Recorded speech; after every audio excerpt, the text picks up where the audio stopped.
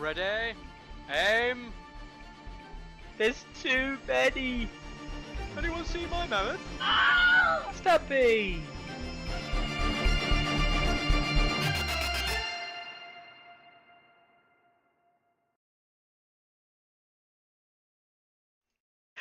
Hello!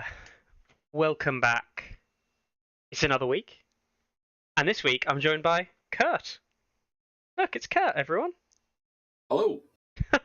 No Ariakas, as unfortunately everyone here last week, if you're watching, Ariakas started back at school today, so he's a teacher. I really hope that Clarence is doing well back at work now that the summer break is over and we've officially entered autumn. Kind of officially entered autumn. It's weird. I always think of September as autumn, but it's kind of still summer until a certain point. I don't really know how it works. I'm not good with seasons. I'm not good with a lot of things. For most people who've watched the show, probably know that. How you doing anyway, Kurt? I am doing great. Federal holiday today, Labor Day for everyone in the U.S. So happy holidays, everyone, and happy to be here, Mickey. If it's Labor Day, does that mean that this is the day that you do labor in America? Is that how it works? Or the day you don't do labor. I didn't think any Americans worked throughout the most of the year and then just worked on like one or two specific days. I thought that's how it worked. Yeah, just one day a year. No. No. Obviously Labor Day, which is effectively very similar to, we get a holiday in like late August, which is basically like late summer, and this is like a mock of it. It's like we had ours last week, you get one this week, so it's a very similar holiday, and which means you're able to join us, right? And this year is randomly a very special Labor Day. Not like the US has got literally anything to do with what we're about to talk about. The day they gave birth. It's the day they gave birth today. 1776? No. Rampant Rambling said, new info about units the day of Tourney ground instead of after. Unheard of. He is right, or they are right. Today we have heard about some new units. It's on two locations that are not on Labor Day, 2 days not having their day off. It's odd, actually, that this is news coming out of both Australia and France. Different places, opposite sides of the world, basically the same information. So we'll go through and I'll get Kurt's opinions on literally random things, and we'll see how it all goes out. So I'm going to jump to the French website first of all. Okay.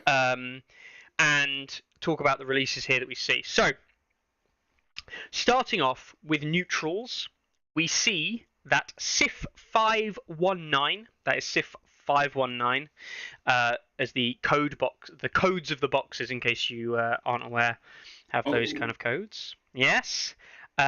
Lycendi sellswords, as it says in French. So Lycini for English-speaking people. Yes.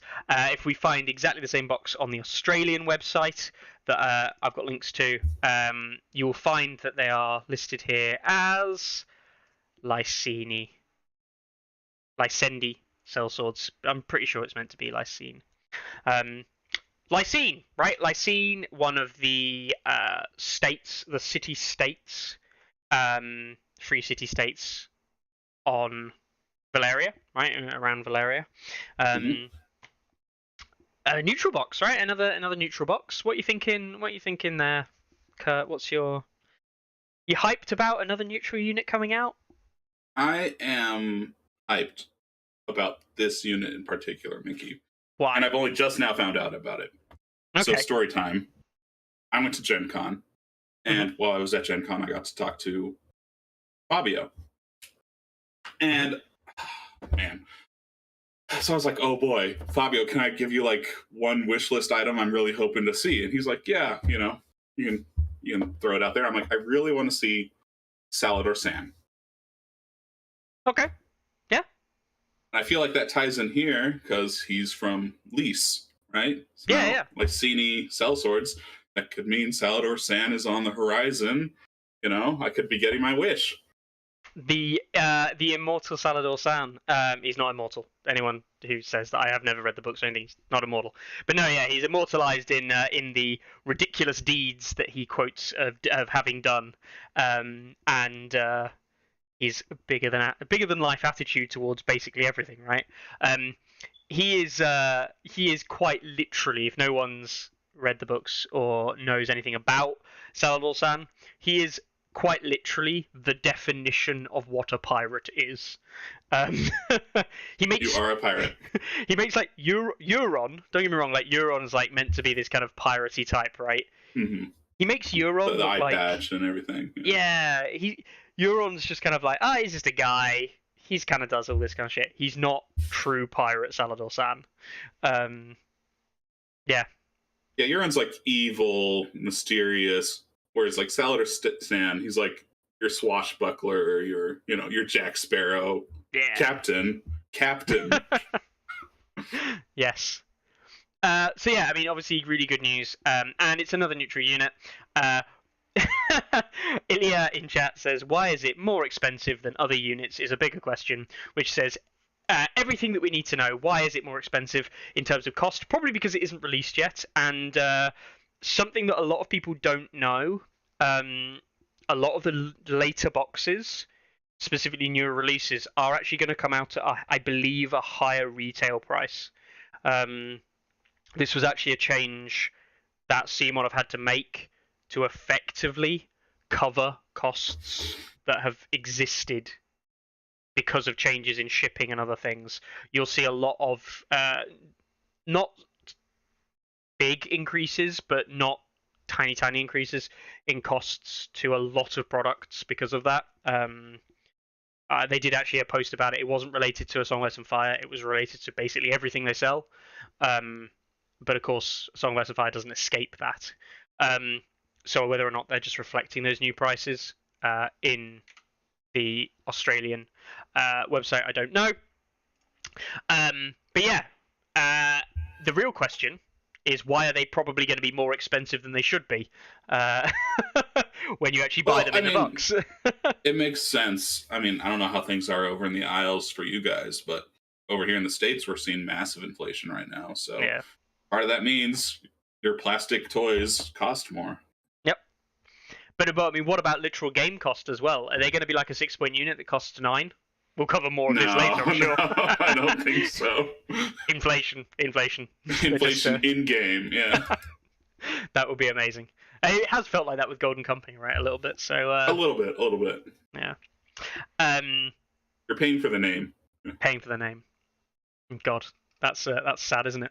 So there's our first neutral unit. If anyone here is a budding kind of like absolutely excited Lannister player, you'll be glad to know that there is jack shit for Lannisters.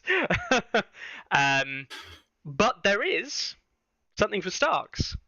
If we go to the French Stark list, you will see Sif 117. Now, this is actually one of my favourite reveals. We have the Cranagman Bog Devils. Bog Devils, okay. Mm. That's a name that's popped up in the books. Mm. I'm not entirely certain how that'll differ from Cranag Trackers. Literally no idea. Yeah.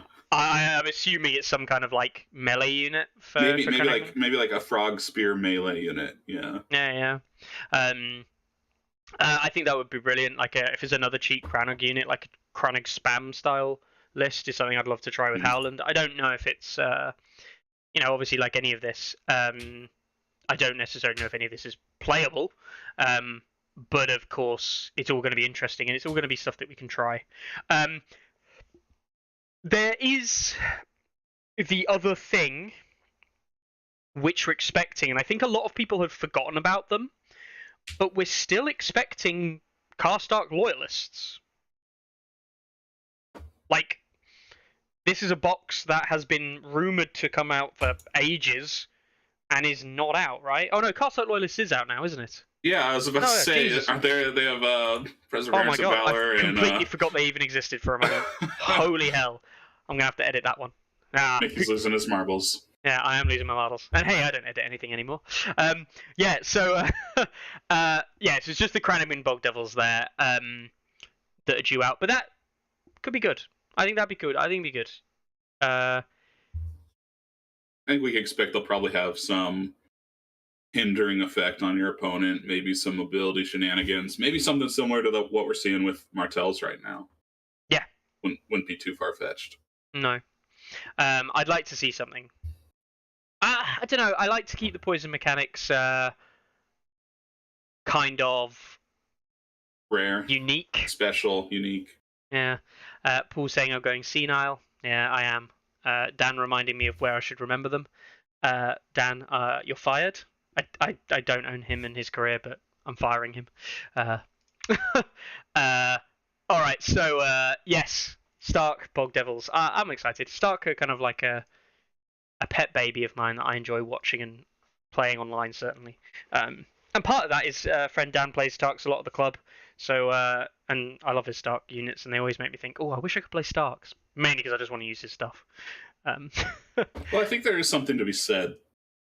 They're the main characters in the books, and I think it's good for the brand when the main house has something going for it. You know, we just saw Luke win Nationals.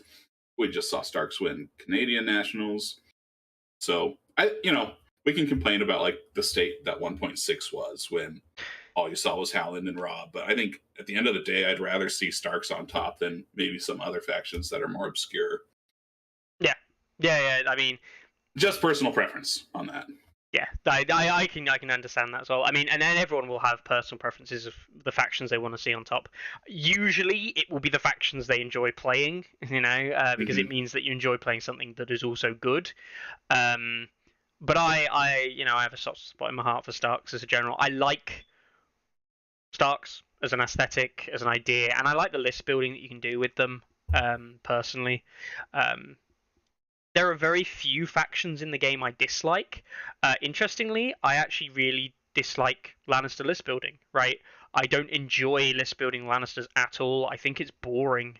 I think it's kind of rubbish. I'm not excited when I see any of their mechanics or any of their units that much. Even the good ones don't actually excite me. So, yeah. Like, Lannisters is one of the few factions which I couldn't give a toss about.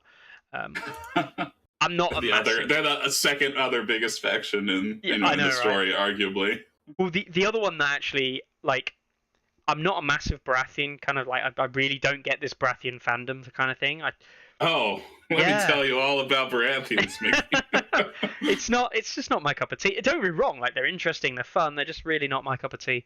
And I've always said, like, if Baratheon's a top dog, that's probably a bad thing.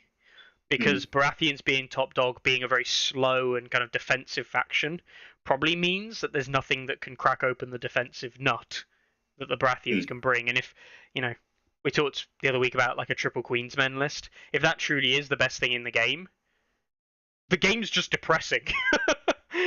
I don't think that's the best thing in the game. No, but I get your point. Yeah. If, we talk about, like, should the strongest offensive tool always overcome the strongest defensive tool, and vice versa? Like, I don't think either case should be, 100%. Like, the best defensive unit's always going to overcome whatever attack comes its way. And I don't think the best attack should always overcome whatever defenses or healing someone has set up. But I get it.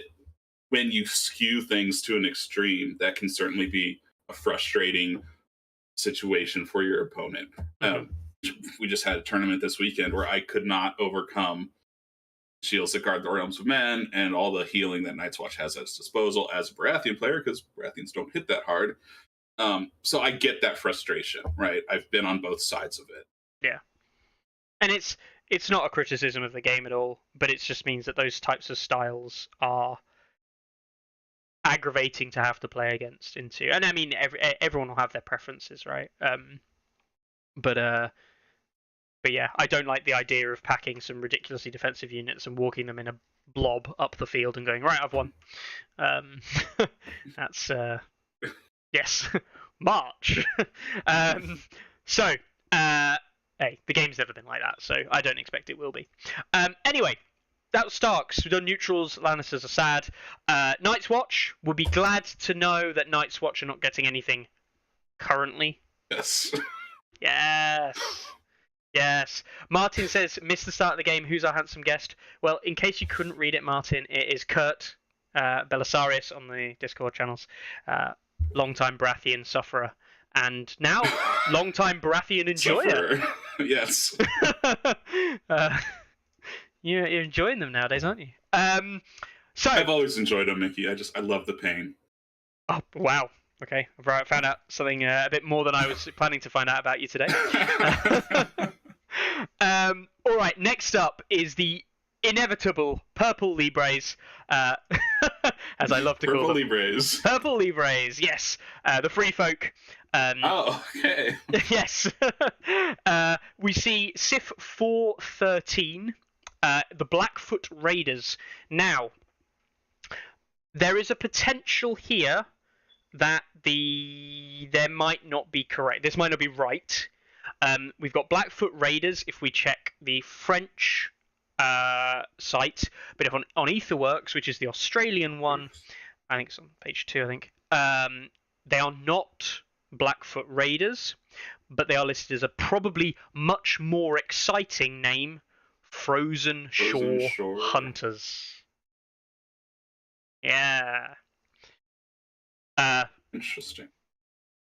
I mean, initially, I'm just going to straight up say, if they are Frozen Shore Hunters, as the name, rather than Blackfoots, straight away, I think everyone's going to be very happy, in that it's another unit for Frozen Shore affiliation, the Great Walrus, to actually work off. Potentially, is probably going to be an infantry unit of some type for that keyword to work off, rather than just the chariots and the bears, and his unit, of course.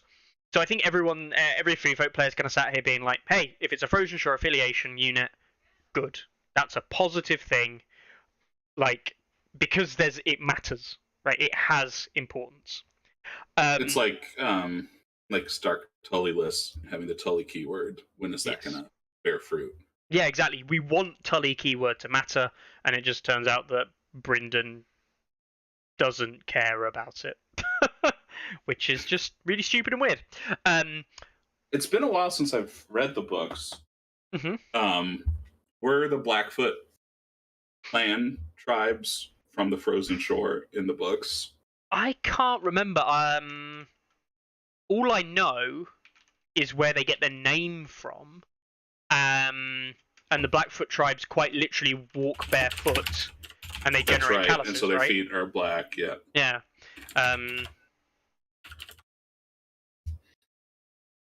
I don't know anything about the other bits and bobs.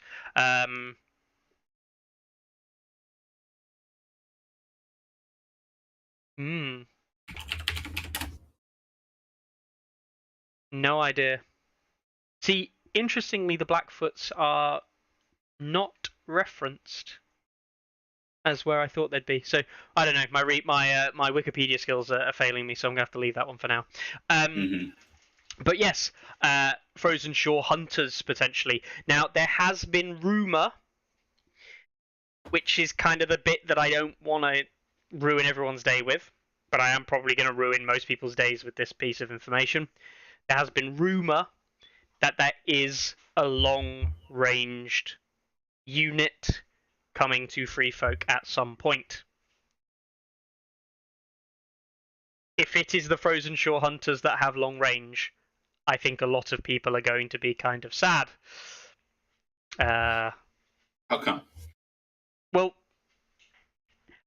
mostly. So they say, Anders saying they live in the Frostfangs. And they're Hornfoot rather than Blackfoot, which is where that might be a French translation. So just bear that one in mind. Okay. Yeah. You know, they call them Blackfoot, but could be Hornfoot. It could be these guys. If it is, I'd be pretty sad as a Free Folk player, because it means that kind of like those Frozen Shore affiliations on a ranged unit, I'm less likely to get things out of like battle endurance on them and things like that, because that's melee only. It's not a bad thing. It just isn't it's just not as kind of what I would want, perhaps. But it's also really bad for everybody else because everyone will be like, what do you mean Free Folk have a long-range unit? They already have traps. Now I'm sad. That's the angle I was thinking from. Yeah. Like, oh, are people going to be sad that Free Folk are getting another unit just because people love to hate Free Folk right now? Oh, yeah, I mean, just right now. I mean, all the time, right? I guess we'll see. We will see. I would like to think. Well, I don't know. I expect them to be a ranged unit. I mean, Hunters says to me ranged unit. Maybe they'll mirror something like the Night's Watch Hunters or the now Sand Skirmishers that we see for Martells. And if they're mirroring those kinds of units, I'd be very happy. Not because they're just good, because I want an expensive unit option that is viable in Free Folk. A 6 or 7 point infantry unit would go a long way into varying Free Folk list builds, because at the moment there's nothing viable infantry wise after 5. Which is just kind of fucking stupid. Yeah. So yeah. Anyway, shall we move on to the next faction? Baratheons. You're going to be really excited on this one, Kurt. There's nothing new there, right? Nah, there's nothing new there, yeah. But hey, you can't sit here and say there's nothing new. We've got Baratheons Hero 3 and 4, of course, which you're kind of like super pumped about coming out, right? Mounted We still Stannis. know nothing about them really, but the pictures we've seen, right? Mounted Stannis, right? You've got to be excited. Yeah. 5 champions of the stag. Here we go. 0 NCUs. Cavalry. Yeah, I mean, like, the fact that that becomes an option for Baratheons, I'm not going to sit here and say it's good, but the fact that that might become an option for Baratheons, and it might be, I mean, some people complaining about Champions of the Stag massively at the moment, that might be the most hilarious meme list while also being pretty good. I don't know. We'll have to see what he brings to the table before we can say if it's good or not. What kickers did you get for all your cards? None. No NCUs. Yeah. So I think that'll be really interesting, really good there. Baratheon, of course, but still waiting on that. Targaryen, the long-awaited Targaryen news has dropped, basically. I actually think this is probably the most impactful news, and that is, we knew in Heroes 3 for Targaryen that we were starting to get the commanders of things like the Brazen Beasts and stuff come into the game. The characters are there, and finally we see now we're seeing the actual unit. Yes. The unit, the Brazen Beasts, is being released. And I think people are actually really excited about that. It's not Stormcrow mercenaries. Mm-hmm. It is what we are expecting to be a proper Targaryen cheap infantry unit. This is insane. Yeah. I mean, to put it in perspective, right? This is, strictly speaking, the first Targaryen infantry unit to be released after the Unsullied initial release. Yeah. So we just had a tournament in Kansas City this past weekend. Yeah. And Kyle Grooney Craig, who's a Targaryen player, he came up to play with us. And so we had conversations while he was in town. Mm-hmm. Took him to some Kansas City barbecue, showed him a good time. And one of the things that has, I guess, been a real annoyance for him as a Targaryen player is they don't really have a bunch of infantry options. Like in his book, they have 2 infantry options: Unsullied Swords and Unsullied Pikes. And then like all the Stormcrows, kind of, yeah. And then there's Freedman, which is a solo base. Yeah. So Brazen Beasts will, in one light, be the 3rd infantry unit for Targaryens. Yeah. I mean, I think every Targaryen player, and I really called it what it was, I think, earlier today, and the way I view it, when Stormcrows were added as Targaryen units in the 2021 rebalance, I literally called it what it was. I thought it was a cop-out. Like, it was just, you didn't buy these guys because they weren't Targaryen. Now they are. Oh, great. So we didn't really get new units then? Yeah. It could help them with their neutral cap, but... Yeah, like, helping someone with their neutral cap is not the way to make a faction good. Like, that's an issue. So yeah. Desmond in chat. Are pikemen an option, really? I mean, they are. Well, there's the argument that the deck itself, it only really benefits cavalry builds, and really there are no viable infantry builds for Targaryens. Yeah. And maybe we'll see the Brazen Beast Commander have enough commander cards that are infantry centric that will make it worthwhile, but This is actually a very good point that we haven't spoken about. Brazen Beasts are potentially going to be bringing a commander, within that Targ Hero box for 3. That commander is coming, just like we expect with new Targaryen commanders, 4 commander cards. Right. That's been the theme anyway. Yeah. Now, I'm not going to say you're saving the deck by removing one card from the deck and replacing it with another, but if his commander cards are very infantry and very well focused, and he removes one of those cards from the deck which is not great for the kind of like non-cavalry builds, I think there's actually a very, very good precedent to say that he might be a very good commander for the infantry styles. Grey Worm isn't cutting it. Barry isn't cutting it. All of those kind of styles of commander just aren't doing the shift they need to do. Maybe it will be this commander in the box. No. Maybe. Mm. And then, I'm not a Targaryen player, but would that even be a satisfying solution for Targaryen players? Like, okay, now you have Drogo and Brazen Beast guy. Yeah. And those are your 2 choices. Are you happy being locked into only 2 viable commanders, assuming he's even seen as good? At this point, I would say that that's not a good result, but it's better than where they are. It's an improvement. Right. Targaryens are pretty sad right now. Greyjoy, everyone will be glad to know that Greyjoy is OP, and also Greyjoys are not getting anything, so screw those guys. Although, if you're anybody... Did they just climb in the rankings? Yeah, they've been climbing. Secretly climbing. Slowly. Making way. Slowly. Where are they right now? They are... They passed Targaryens. That's what it was. Yeah. Oh, poor Targs. Oh, man. Targs, right, literally, Targs are like the yellow. There's a massive yellow event on, as I'm sure you're aware, and I think there's a lot of Greyjoy players playing in that. A lot of people playing Greyjoys in that event, but also a lot of people playing Targaryens, and they're playing non-Drogo, and they're losing because it's not Drogo. It's not Drogo. So yeah, as part of the widest community, there are obviously other things going on. Last but not least, we've got Martells. Now, Martells have only just come out, right? And there is a swathe. Yeah, you've been reading this. We have got... Now, I'll put this out there straight away, just so people worry. There has been some level of miscommunication on some of these units. And there is massive unsureness as to what the hell is going on with the names of some of these things. Okay?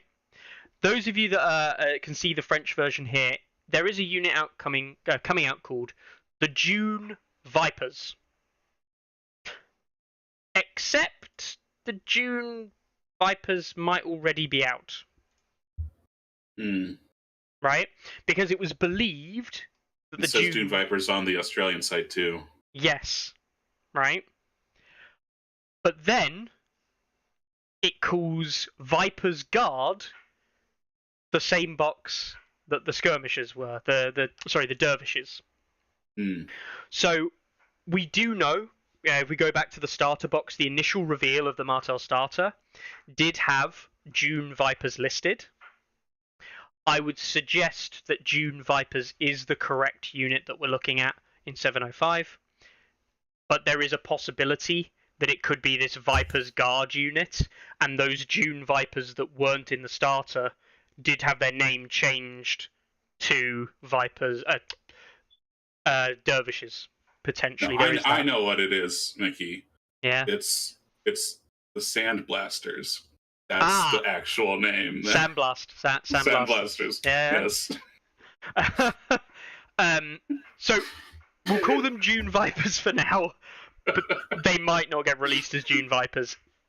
There may be other things, but there is reason to believe they are June Vipers, which is the most. Yeah, everyone's like, cool, June Vipers, awesome. But they're not the most exciting, right? I mean, the most exciting, you said it straight away. You probably looked at those other two and went, oh yeah. That is House Dane Outriders and House Dane Knights. I am 99% sure anybody who likes Martells has just gone, oh baby, cavalry for Martells, and I'm excited. I mean, Knights, right? They haven't even held back the naming convention here. They've just gone straight in with House Dane Knights. This could be Foot Knights. Yep. But Outriders are most definitely going to be mounted, right? Yes. And I mean, they're from, it links them House Dane and then it calls them Starfall. If anyone doesn't know, that is their seat. Yes, it is the capital of House Dane. So, I mean, it's the same thing. But I mean, Starfall Knights, right? Or House Dane Knights. These guys, modern sculpts, right? These could make Knights of Castle Rock look like absolute shit sculpts. These could well be. I mean, is this the first knight unit that we've seen come out? Like mounted knights, full on, I'm expecting, heavy knights since Champions of the Stag? When did Hedge Knights come out? Do you consider them heavy? They're heavy like cav? a medium, right? They're a medium cav? They're medium to heavy, I guess. Yeah, I guess the Hedge Knights are probably our best. I think the High Guard and Tyrell High Guard Lancers... and Riders are probably, like, call them Lancers, like light Lancers or something. Yeah. But I'm expecting these guys to be Brickard, Lance Charge, Knights of Castle Rock-esque, Tully Cavalier-esque. Yeah. I'm 99% sure that I'm buying Martells now, so there's been that development. Yeah, I mean, I was probably going to buy Martells as well. Now I'm definitely buying Martells. Yeah. Evil says he expects the Knights to be footmen, which is very interesting. I'm not going to lie, I really hope they aren't. Yeah. I really hope so they have a heavy mounted unit and a light mounted unit, like, at the same time. Yeah. And if it's just like, and then even if they just make Starfall like the cavalry commander side of the faction, I'm not complaining. Right. Yeah. No, that could be really interesting. Also, specifically with seeing House Dane or Starfall, whichever one they choose to go with, we are seeing directly an affiliation. Yeah. And if we're seeing an affiliation, then that means we're going to see probably a commander with that same affiliation. Doug's saying it's unlikely it's going to be 2 cav for one side of the house. Yes. 2 cav for one section might be rare, but maybe they are just doing that to make it a cavalry. Like, the cavalry is supplied by Starfall. Who was the Dane squire, squiring Lord Dondarian in the Brotherhood Without Banners? That's pushing my knowledge a little bit.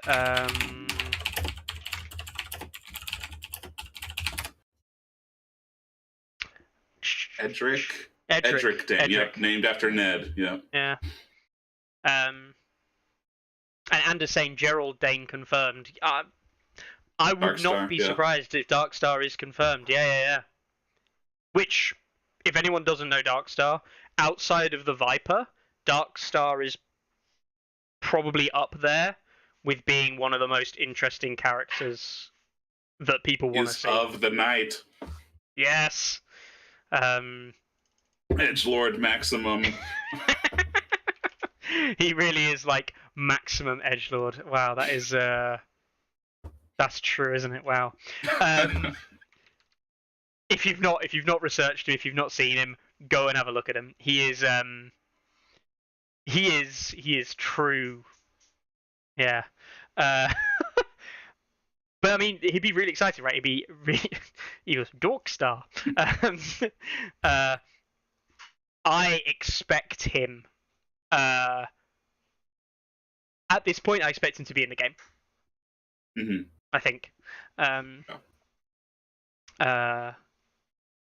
Yeah. I think that's exciting. That alone is exciting.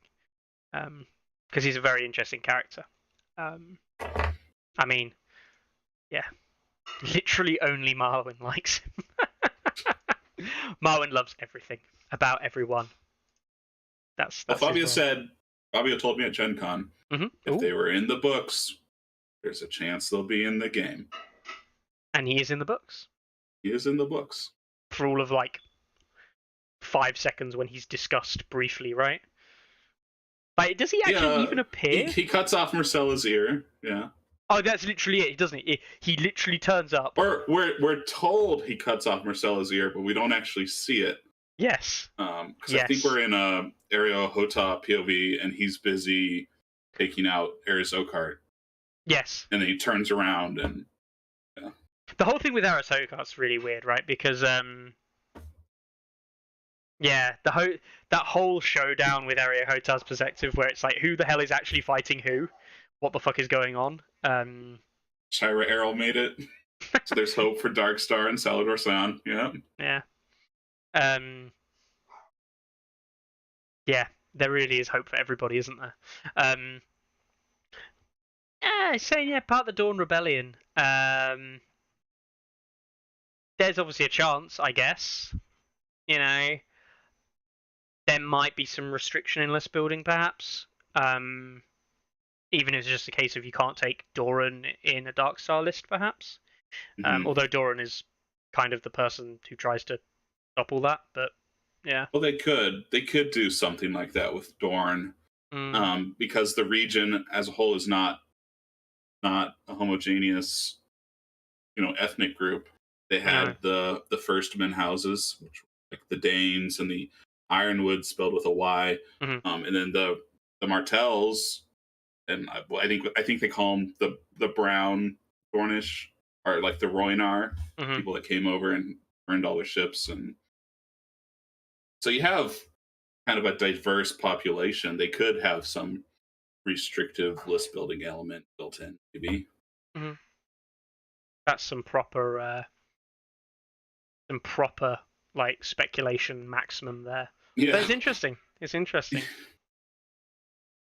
And just saying that Hero Books 2 could be the crew, like the Queenmaker crew, the people who want to see.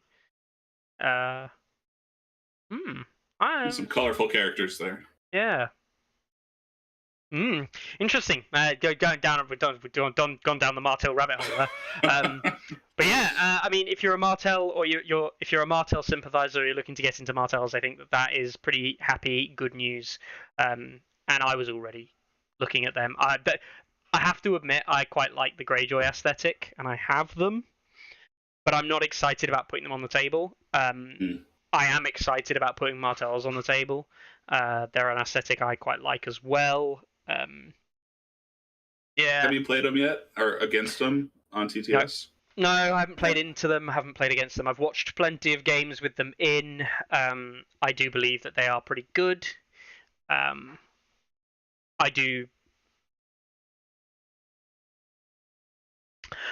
do think they have weaknesses, and I think people don't play around those weaknesses enough. And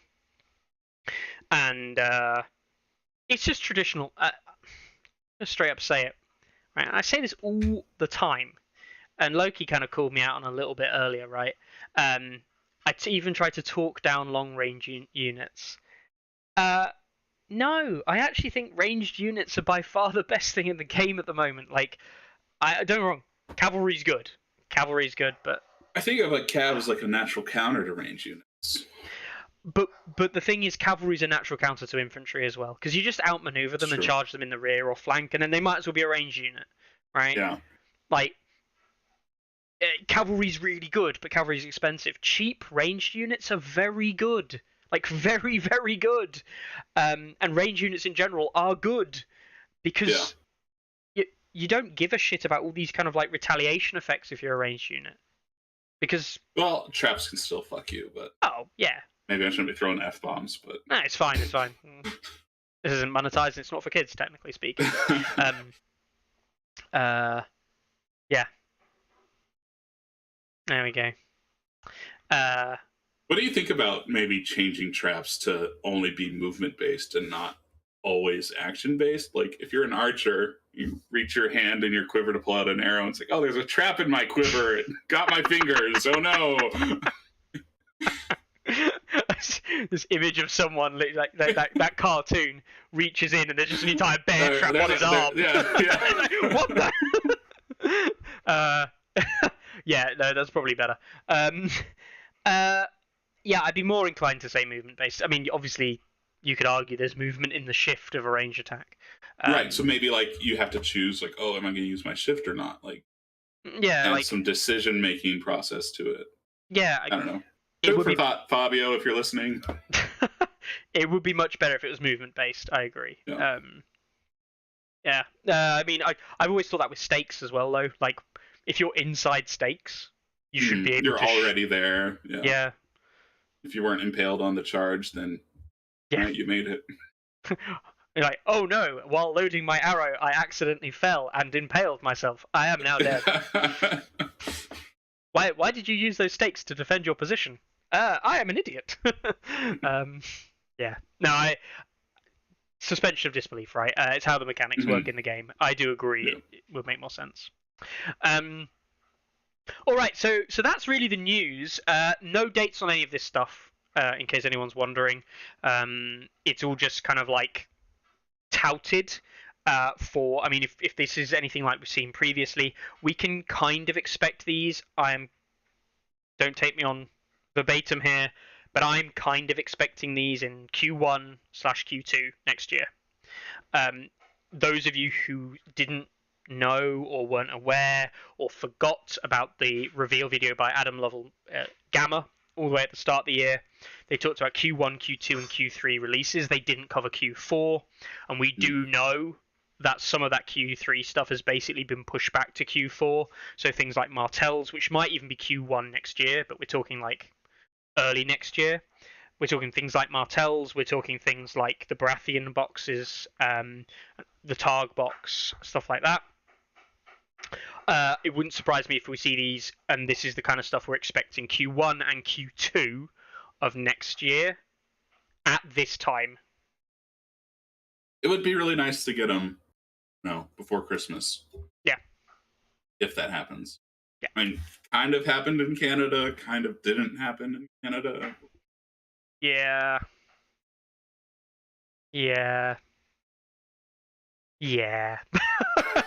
Hey, Asmodee, can you have this worldwide release date of this product for us? Sure, Simon.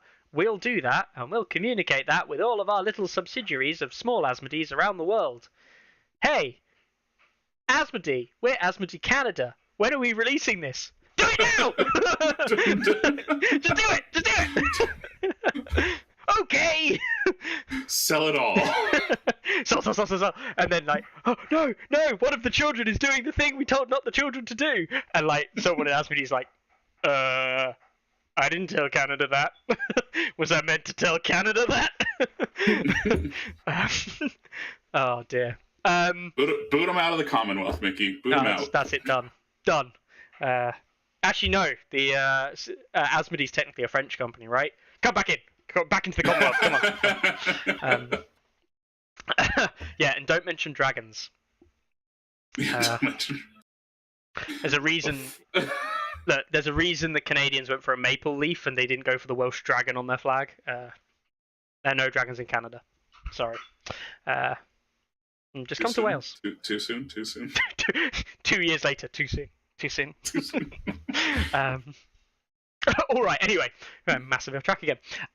So That is it for reveals and things. That's information, newsworthy stuff. There isn't really much other stuff coming out of CMON at the moment, but there was another announcement, if you want to call it that, last week. I'm sure you probably saw this one, Kurt. Do you know which one I'm talking about? Maybe. I want you to explain it then, and if you're wrong, then I'll laugh. I don't think I know. I don't think Oh, I you saw don't it. think you know? Yeah. Oh, maybe I know, and then he lies to me. No. It is the announcement of Adam Lovell, who was He's now the open play. Yeah. yeah, he's kind of the person who was involved with sales, and like distribution, that kind of side. Specifically sales though, and trying to organize that. He's now moved into effectively the role, and I believe the name they gave the role was where is it? Here. Organized play or Yes, it's specifically he's still the VP of sales, but he will become the worldwide brand manager of running A Song of Ice and Fire across the world. Right? So I think that is a positive, and part of that is he will focus on organized play, right?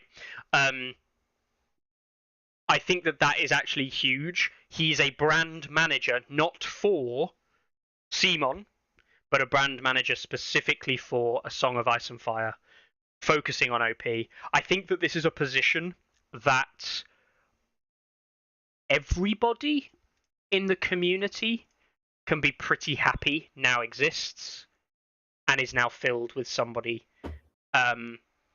We all have our independent opinions of what this means, where this could lead things, but I think it's a positive step in the right direction. It shows that CMON is willing to put somebody as a head of the game and say, what, the brand manager, what does the community need from us and the brand, and what's going to push the brand further.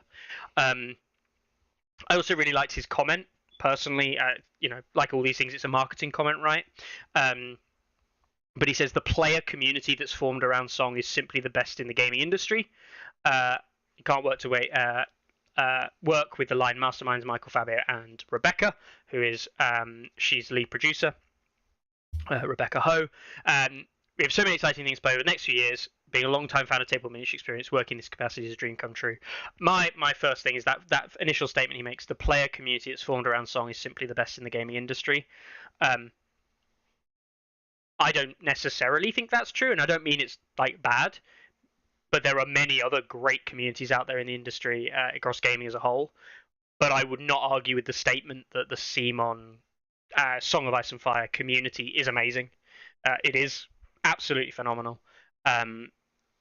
And I thought that was interesting for him to mention is his initial statement talking about the community. I very much hope that Adam is much more community but focused. And for someone like ourselves, for the LGT, it's actually been Adam who has been chasing up stuff when we've been in contact with Organised Play, and he has been pushing Asmodee to get back in contact with us as well. It's even been further than that. Those of you who remember Gen Con, not like you're going to forget, but Luke, with his winnings, he requested the starter boxes. They have arrived. He has got the starter boxes already. And what was even more interesting is that Adam had organised all of that with him. And it turns out that Adam actually lives not that far. He lives in roughly the same region as where Luke games. So I believe that Adam is actually going to start turning up to some of their game nights and stuff like that and play the game. That's fun. Yeah. And you know what? If that, I'm not going to say it happens regularly, but if Luke starts coming on saying, oh yeah, Adam Lovell, game with him all the time. Like, that's what you want from your staff members and the community as a whole. I think that's very, very positive. Your opinions on that? Yeah, I see it as positive. I mean, before it was just kind of up in the air, like, okay, what is the future of organized play going to look like? And and we're still waiting to see, some of that still unexplored territory, how will that play out. But it's definitely good news that there's someone in the position now, where as before it was like, who knows. You remember that posting, um, right before Gen Con, Hmm. that said that there was going to be people could play games of Song of Ice and Fire with Michael and Fabio, and then that switched to Zombicide, right? Yeah, yeah, Um, I thought that would have been really exciting to play a game with Michael and Fabio. Like that would have been awesome, yeah, right? I don't know if I would have had time to because I was in the tournament, yeah. but like that was like a really exciting proposition. I thought, and so now that Luke's community might have, Adam playing with them from time to time, like that's got to be a real treat. Hmm. And from my understanding and the people who have been in contact with Adam, he is generally speaking pretty communicative. He's pretty good at getting back to the community on questions or on issues, as an individual. Um, and so that is positive. That is good, and Leet Teddy there says welcome news for sure. And he for the LGT, he's predominantly dealing with it all. He's happy, and he's dealing with Adam a lot. So I think this is an overall positive. I really do. And if they love the game as well, that's positive. And again, it gives us somebody who, like, what I like about this more than anything, that transparency. There's now somebody the community can go to in Adam Lovell at CMON and start saying, look, what can CMON do to support this national side event? Or we're getting a player group based here. How can CMON support this? And he might turn around. I'm fully aware they can't support every event in the world. They might turn around and say, we can't help. Right? Mm. But even the fact that there's somebody to ask is a Right. positive. And I see like community engagement with CMON engagement with the community. I see that as a positive. Yeah. Yeah.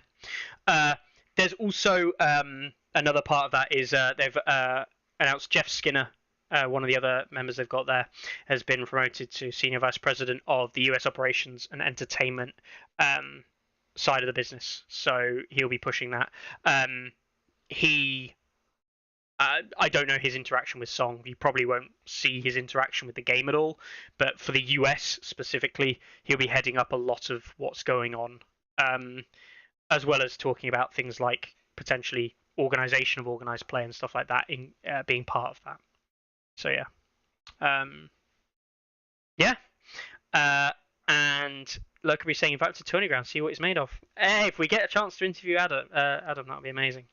That would be actually really nice.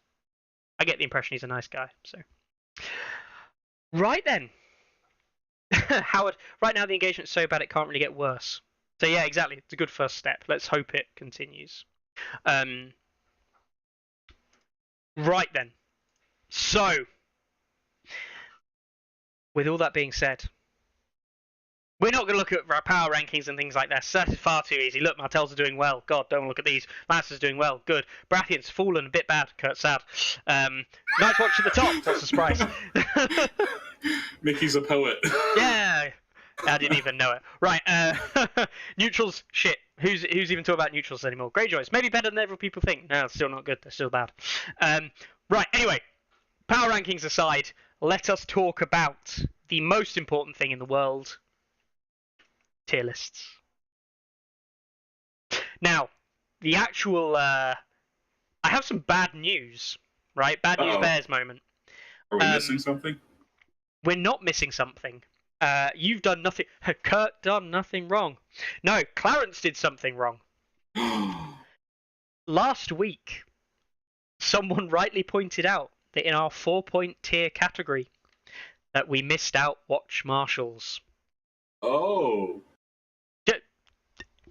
No one else. No one else remember that. They're good. They're good. They're okay. Situational, right? There you go. Done. No discussion. I'm putting them in the middle tier. You make your own mind up. Be an independent person. No, we did forget. Thank you very much for pointing that out. We do apologise. It was a genuine mistake. And don't take it out on Clarence, but it is his fault. To entirely blame him, send him hate mail. Take it Right. out on Clarence. Got it. No, don't you dare. If I find anyone is having a go at Clarence for that, I will personally be Cut annoyed. off. I will be annoyed. Ah, damn you, kids. Right. So, we're on to 6 pointers today. And we're going to do things in a bit of a different order because Kurt is our guest. I'm going to ask him what faction he wants to start with. Well, let's get the faction that is not a faction out of the way. Wow, I thought he was going to say Baratheons because he loves them. But no, clearly wants to have more time for them. So we'll start with neutrals. And you do have to answer the chat there, Anders. What's the cat's name? Oh, so family tradition, name cats after royalty. So I've taken that and I've put a little spin on it of my own, and I named them after Roman and Byzantine emperors and empresses. That's awesome. My fucking Discord name is Belisarius, and I love Byzantine history. So this is Basil. Oh, okay. And the other one sleeping in the back corner, you might be able to see right there. Yeah. It's Theodora. Theodora and Basil. Cool. Let's get a little shot over there. Yeah, they're just tension whores. I gotta be on screen. There's nothing wrong with that. I mean, Carlo's a little bit like that, so don't worry. An absolute star. Right then. So, you said neutrals. You said we deliver. Let's dive in. First neutral 6-point unit. The phenomenal, the most amazing, Bloody Mama Skirmishers. Oh, by the way, also by popular demand, I changed the categories to be, rather than being good, bad, ugly, they're now good, situational, bad, like Clarence wanted. I think a lot of people found it weird that I called the middle category bad and then defined it as situational. My bad. I'm not gonna lie, I appreciated the Sergio Leone reference. Yeah, it's a nice touch. Yeah, good, the bad, and the ugly, right? You know, just enjoy. Right, so, Bloody Mama Skirmishers, where do we think? What's your initial opinion, Kurt? You know, maybe I'm in the minority on this. I actually kind of like them. I'm not gonna say put them in the good category, but I think they're situational. Disrupt is a good ability, and they hit on threes. Hey, Disrupt with Counter-Strike is not terrible.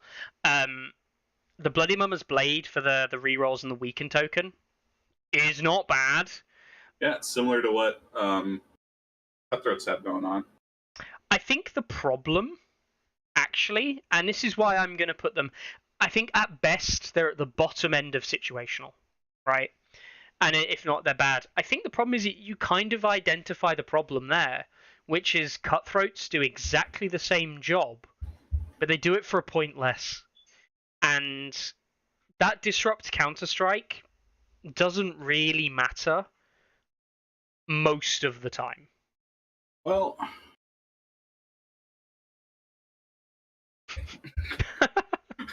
I argue for situational. Okay. Because I think Counter-Strike on its own, I think Wardens, not that good, right? But then I think Disrupt, Counter-Strike, I Touch Best. I'm like, that's a pretty good combo. It synergizes, both support the other, and you can double up on it with Cold Hands. And then, talking about situational here, Starks. You can run Serial Pharrell in these guys. Or Howland NCU. Howland NCU. Yeah. And they can become a real pain. I don't want to attack that unit. They're still susceptible to range attacks. But in terms of being just an obnoxious melee block to deal with, I think situationally, yeah. I'll give it to you. Go on. I'll give it to you. We can put them at the bottom end of situational. Yeah, they are literally bad. They are bad, but they might make lists. Yeah, no. I mean, from a competitive angle, they are basically unplayable. And what I mean by that is they just get shot to bits. They die to trappers, and they're a point more expensive than Cutthroats. they just don't get to see it. Ilya says they wouldn't see play if they're situational. I think the thing is that the lists that you see them at the top end, they're not going to make a top end list, basically Right. ever. But actually, inside neutrals, they're not terrible. The difference is that why are you running stuff that isn't Boltons inside neutrals? Because I played Vargo Hote last night, and I made my list, and my list was Vargo and BBG, Bloody Mama Skirmishers, and 2 units of the Bloody Mama Zorse Riders. And honestly, Vargo did everything. Vargo and the Bastard Girls did everything. I would have been much better if I took a unit of Cutthroats that stood on an objectival game and did jack shit, and for a point less, and taken 2 units of Flayed Men, because I had a Glory Seeker and one of the Zorse Riders. So I quite literally would have just been better taking Cutthroats, BBG, 2 Flayed Men, be done with it. I think you can run that list anyway, and then 3 4-point NCUs or whatever. I think it helps that they are neutral rather than in one faction, right? Because that opens up more possibilities for them. So then you can get that Howland Furio Pharrell combo, as if they were, let's say, shoehorned into Lannisters. Would you run them as Lannisters? Probably not. Ironically, with all the weakened support as well. Right. Even yeah. Tywin bad. Yeah. No, they're the situational. They're not good.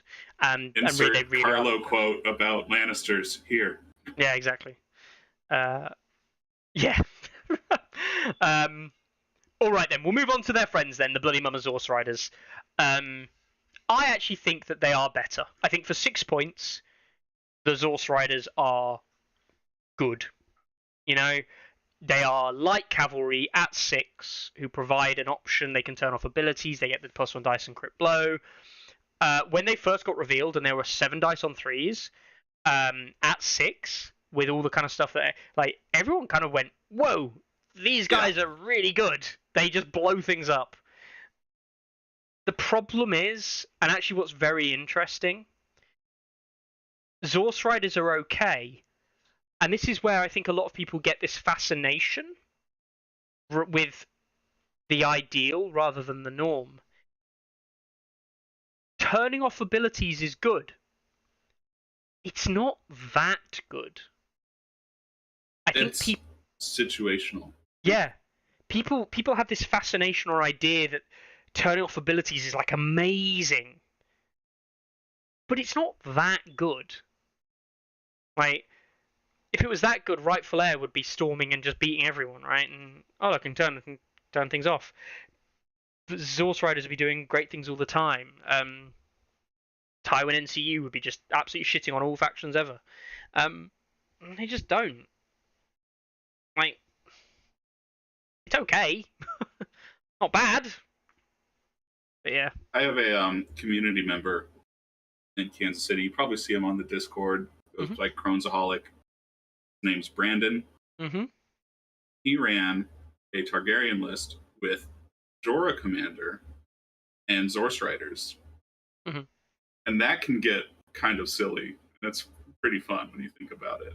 Is that the mass Zorse tokens? Riders, not mass tokens. The Zorse Riders can go in and then shift to the flank, right? Yeah. And then Jorah has a card where they can shift into the rear. Yeah. There's some shenanigans there. Explore it, you know? Yeah, exactly. I'm not going to say it's better than Drogo, but, you know, it exists. I think I made a list that does something like that a long time ago. I don't think I ever played it, but yeah. They're not bad, right? They're not bad. And I think this is kind of why I'm sad, is that I look at the Zorse Riders and look at the Skirmishers and just go for 6 points. I nearly always want the Zorse Riders over the Skirmishers because they've got a cav move. You know? Yeah. It's just good enough. Mobility was a good thing in this game. Yeah, I know, right? A rank and flank game where mobility matters. Shock. Horror. You've never expressed such an opinion before. All right. On that bombshell, it's time to move on to the House Bottom Blackguards. I don't think Blackguards are good. I don't think slow. Like, hey, they're a 4 movement infantry unit. I don't think infantry unit's good necessarily, and a 4 movement infantry unit is never that good. You know my opinions on Wardens, shared last week. You put Wardens in like the good category. Hey, I didn't want to put them there, man. I got peer pressured.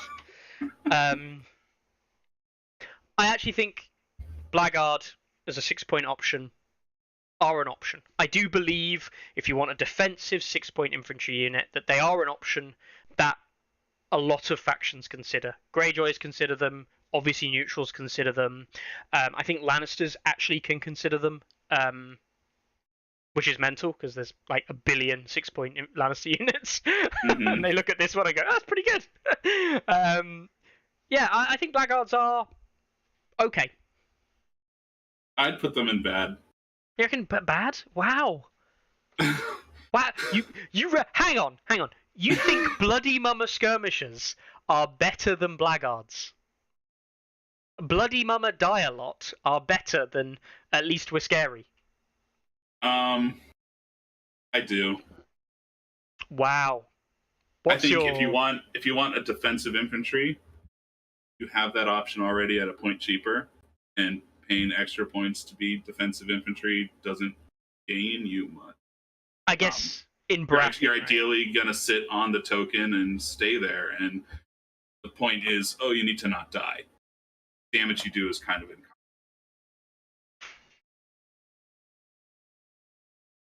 So, oh, they're scary. Okay. Lannister guards can be scary. Yeah, they're not that scary though. Because the difference is with Lannister guards is the timing on the supremacy, right? The timing on the supremacy is after the damage is done, whereas the Blackguards is before. Like it comes in before you make your attack, and that can be quite useful. It softens the blow. Yeah.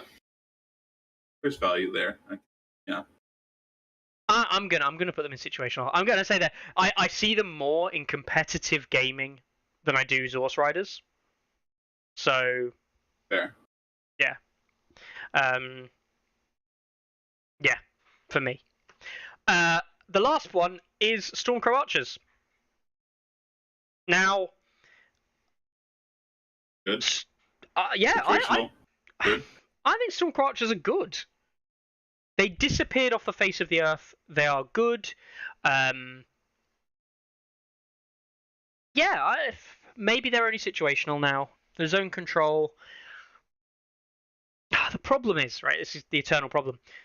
There are no factions you'd want to run Stormcrow in anymore because of the reduction in cost of archers in the factions that used to run them, right? Yep. So you used to see them a lot in Lannisters because Lannister crossbows were total and utter crap. Lannister guardsmen, or not guardsmen, crossbows got buffed. Okay, you don't see them as much. You used to see them in Baratheon sometimes because they were a point cheaper than Lightbringers. Lightbringers got dropped a point, so you don't see them much in Baratheons. You could see them conceivably in Targaryens, but then Targaryens have Outriders. Why would you run Stormcrow Archers when you could run Outriders? Yeah. I think they still have value. I think they're still a decent unit. You can get Sundering, you can get rerolls, you can hand out a token. Those are all good things. There's just not a single faction in the game that wants to run them at the moment. And I think that's a good thing, generally speaking. I think your in-house option should be more appealing in most cases to what the neutral units offer, right? The neutral units should be this is a change of pace piece. This fits some particular niche. It helps me get something I don't otherwise have, right? It shouldn't be overbearing and push out your in-house option all the time. Yeah, I'm gonna change our ranking a little bit for the neutrals there. I'm gonna put Bloody Mama Skirmishers down to bad. Okay. They've been pushed off the end, but I'm gonna put Stormcrows in the situational. I was tempted to put them into bad as well. They're gonna go below Zorse Riders. Maybe Maybe Zorse Riders even drop into bad. Oh god, crazy. Yeah, I'm gonna drop Zorse Riders into bad. I think, just on the basis of what's coming up. Mickey's taking over. I am. I'm taking over. He's a tyrant. I just think there's going to be that many situationals if we're not careful. But, Yeah. You know. Well, how about we move Blackguard down to bad then? No. At least they see play though, right? They do see play in lists. Desmond says it's a dictatorship. Yeah, what you can do about it? It's my show. I do what I want. It's his show. Clarence told me that last week. Where's Carlo? Bring him back. I've gone mad with power. Right then. So neutrals, I think that's a fair. I mean, I think what's important to say is none of what we're saying in neutrals is going into this good tier. All of the conversation we spoke about with these neutral units is like maybe you see them, maybe you don't. Like they're all very situational. Like they literally embody the idea of being situational, but they're all on the bad end of situational. Like they're not good units to pick unless you're looking for a specific hole to fill. At the 6-point category. So yeah, I think that's fine. What faction next? Should we just go through in order of release? So go into Starks. Yeah, let's go Starks. Yeah. And let's start with the bad boys themselves. The biggest, the baddest of boys. Stark Sworn Sword. Sorry, Eddar's Honor Guard. Yeah. Good. Yeah. Eddar's Honor Guard is great. They are Stark Sworn Swords with a stat buff to +1 armor, +1 to hit, and a better dice on second rank and last rank, I think. Exactly the same ability apart from that. You have to have Eddard in them. This they unit, hit on 3s, right? Yeah, they hit on 3s. They go down to hit on 2s with the Winter's Bite, right? And Oof. this unit's very good for 6 points. I think they're definitely better since the Stark deck saw its changes where it took out a bunch of the wounds that you would suffer for playing your cards. Yeah. That and Fury for the Fallen exists. Phenomenal card. You're running Eddard Commander, which you have to be running Eddard Commander to run Eddard's Honor Guard. Yep. But this is the thing though, right? Is that it's a unique unit you're spending 6 on. And Eddard's Honor Guard with Fury for the Fallen are something that you have to be afraid of. Like, you actually have to be afraid of this unit for 6 points. And okay, you could argue, oh, but that's just Eddard's cards are good. If I put Eddard in a 7-point unit, you'd be just as scared.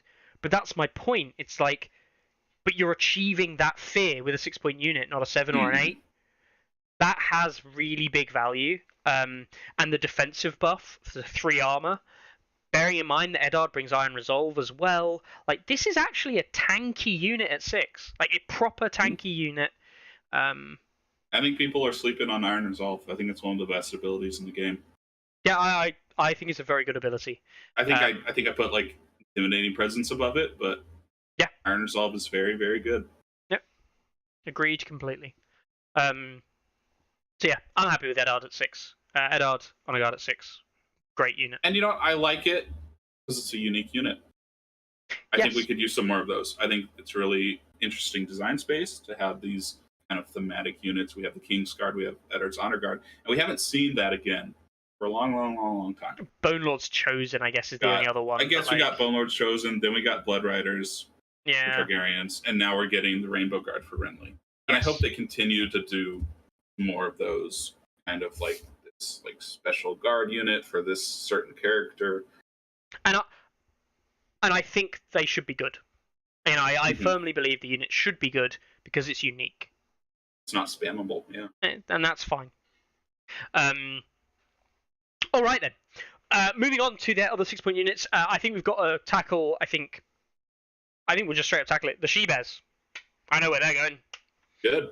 Yeah, they're good. Luke showed us all. They're good. Yeah, I mean, the way I quite literally defined and explained She-Bears when I talk about Starks is I see She-Bears as Stark Sworn Swords, where you pay 1 point, for Warcry. Would you pay 1 point for Warcry in a unit of Stark Sworn Swords? Yep. Yes.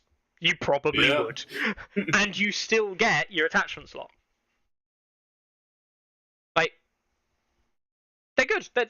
I wouldn't say that they're better than Stark Sword and Swords. I think they're very similar. They just are like an upgrade. Yeah, great unit. Great They unit. both fulfill different functions. I mean, they both hit decently hard, but She Bears let you dabble in token play a bit more. Yeah. Yeah.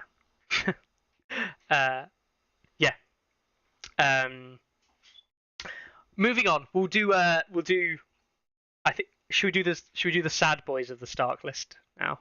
The iconic. No, I wasn't even do Karstark Spearman. We'll do Karstark Spearman. Yeah, let's do Karstark Spearman. I'm not ready for true sadness. Karstark Spearman in at 6. No, they're not good. Bad. Yeah. I think everyone. I think Their when they first came neat. out. Like, yeah. okay, they can block on 2, right? And that's good. They inherently telegraph to your opponent your activation order, what beats certain things are going to drop, because you don't want to activate them early because they lose their buff. Anytime you're giving your opponent information like that, it's disadvantage. Yeah. Simply put. So I have the same criticism of Stag Knights and Baratheons, which we'll get to later. You're telegraphing when and where, why and how. Yeah. And all of their buffs are defensive. They hit on 4s still. 7/7/4 is like not a bad profile, but also like you're a Stark player, you really don't give a shit what your low to profiles are because you've got things like Winter is Coming. Not Winter is Coming, and the North Remembers and Caitlyn to make you hit on higher numbers. They don't synergize that well with like the Arya and the Lyanna kind of things in the game. Yeah, they're just not great. Like the fact that Bulwark formation isn't when you activate, it's when you take an action. Like that's just so savage. I'll start with Lyanna onto the swords or Caitlyn onto the swords and do this 7 dice on 4 attack, and I lose my defensive. Why am I not just running Stark Sworn Swords? Or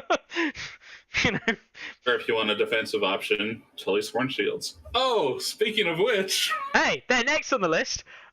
So, Karstark's in at bad. Sworn Shields. I'm gonna just overrule everything you say, and they're a 4-point infantry unit. Yeah, they are defensive, but I think they're situational. I do not think you can just put Tully Sworn Shields in a list and then work. But I do think that if you're looking for a defensive option, they're respectable.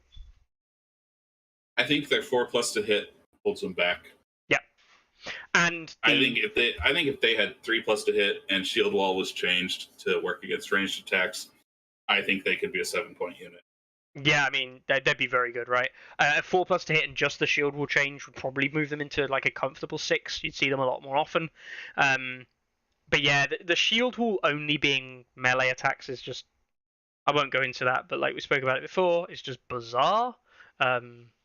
Literally like the opposite of what it was designed to achieve. And yeah, like Stubborn Tenacity is good though. Combines with range attacks, like friendly range attacks going in, and we've seen some pretty nasty combo lists with range attacks and these guys. But yeah, they will appear in lists. They probably won't be in top tier lists, but there's a place for them. I agree. We'll do Bowman next then. Talk about shooting as a combo. Bowman next. I have a personal opinion of where they deserve to be. Okay. And then I have a realistic opinion of where they are. I think they deserve to be situational, but you think in reality they're bad. I would almost argue they're almost good. I really like range units. I think range units are strong. Okay. They might well be bad. That 6-up save. That 6-up save, that 7 morale on a 6-point unit. They hit on 5s in melee base. Like, this is a 6-point infantry unit, a 6-point archer unit, long range unit, and they make nearly every other long ranged unit look better. So what do they have going for them? They have 7-up attack dice, and they retain that over 2 ranks. That's important. That's unique. Yep. They have as many attack dice as Lightbringers do, and they keep it over 2 ranks. Yeah. Crossbow units all have 6s. The big thing here is that they compete with something like Greyjoy archers. 6 on 4s rather than 7 on 3s. The big thing is the line of sight not required. That is quite important. It means you can't hide from them. Is it though? I mean, you talk about like terrain and how cover doesn't really work that well. I guess if you have like a multiple unit pile up, now I can't see this unit I'm trying to shoot. You really it's can. Situational. It's a situational buff. That's the thing, and I do think they're situational. I like them myself, but that ability is situational. The loss of orders. I'll tell you where these guys absolutely amazing, right? If someone running like a Targaryen infantry block at you unsullied, and you're just shooting pikemen, and then they fail a test, and you're like, lol, you now can't use set for charge and shield wall, so I'll just come in and beat the shit out of you with crit blow. You're dead now. Good against things with like hidden traps, right? You take the traps, but then if they don't trap you then they won't get to trap you if they fail that test because the order's used. But the big problem. That's useful. The problem here is you kind of guessing, right? Yeah. They need people to fail the panic test, and they have no modifier. Don't really play into panic at all. No. So I like them. I think they've got a place. I like using them in Starks. I think it's like a niche ability. Like I think it's fine. I don't. Oh, sorry, you're kind of breaking up there. No, it's all right. It's all right. I think it's a niche ability. I think it's fine. I don't think it should like be a guaranteed. It's always going to go off and always going to turn off abilities. I think they could use +1 defense, make them 5-ups instead of 6-ups. Yeah. Yeah. I'm happy with that. I also think at 6 points, they need to. You could probably make them 6 morale as well. I don't see a major concern with them being 6 morale. Outriders. I know where I'm putting them. No debate. Cavalry at 6 is good. Okay. Yep. Okay, so the big question that everyone's going to ask is, why are Outriders good and why are Source Riders bad? The major difference, the +1 morale. Moving from 7 to 6 is quite important. The ambush ability is different than the lose all abilities and stuff. But actually, at that point, what you want is to be able to push damage through. Ambush allows you to push damage through and also weakening the attack back, which combos well with Swift Retreat and their order. Yeah. You know, they have a nice little rule set that works well with itself. And the only real bad thing for them, the only thing that's like bad about them, is the hitting on 4s. Yeah. You know, but at least they're Cav with Swift Retreat, so at least they're going to be charging more often than not and getting those rerolls. Yep. If you're hitting on 4s, you want rerolls. Mm-hmm. You also have, like, it's also worth remembering, they have 4 armor on light Cav. And that's good. I think, you know, and Dan's saying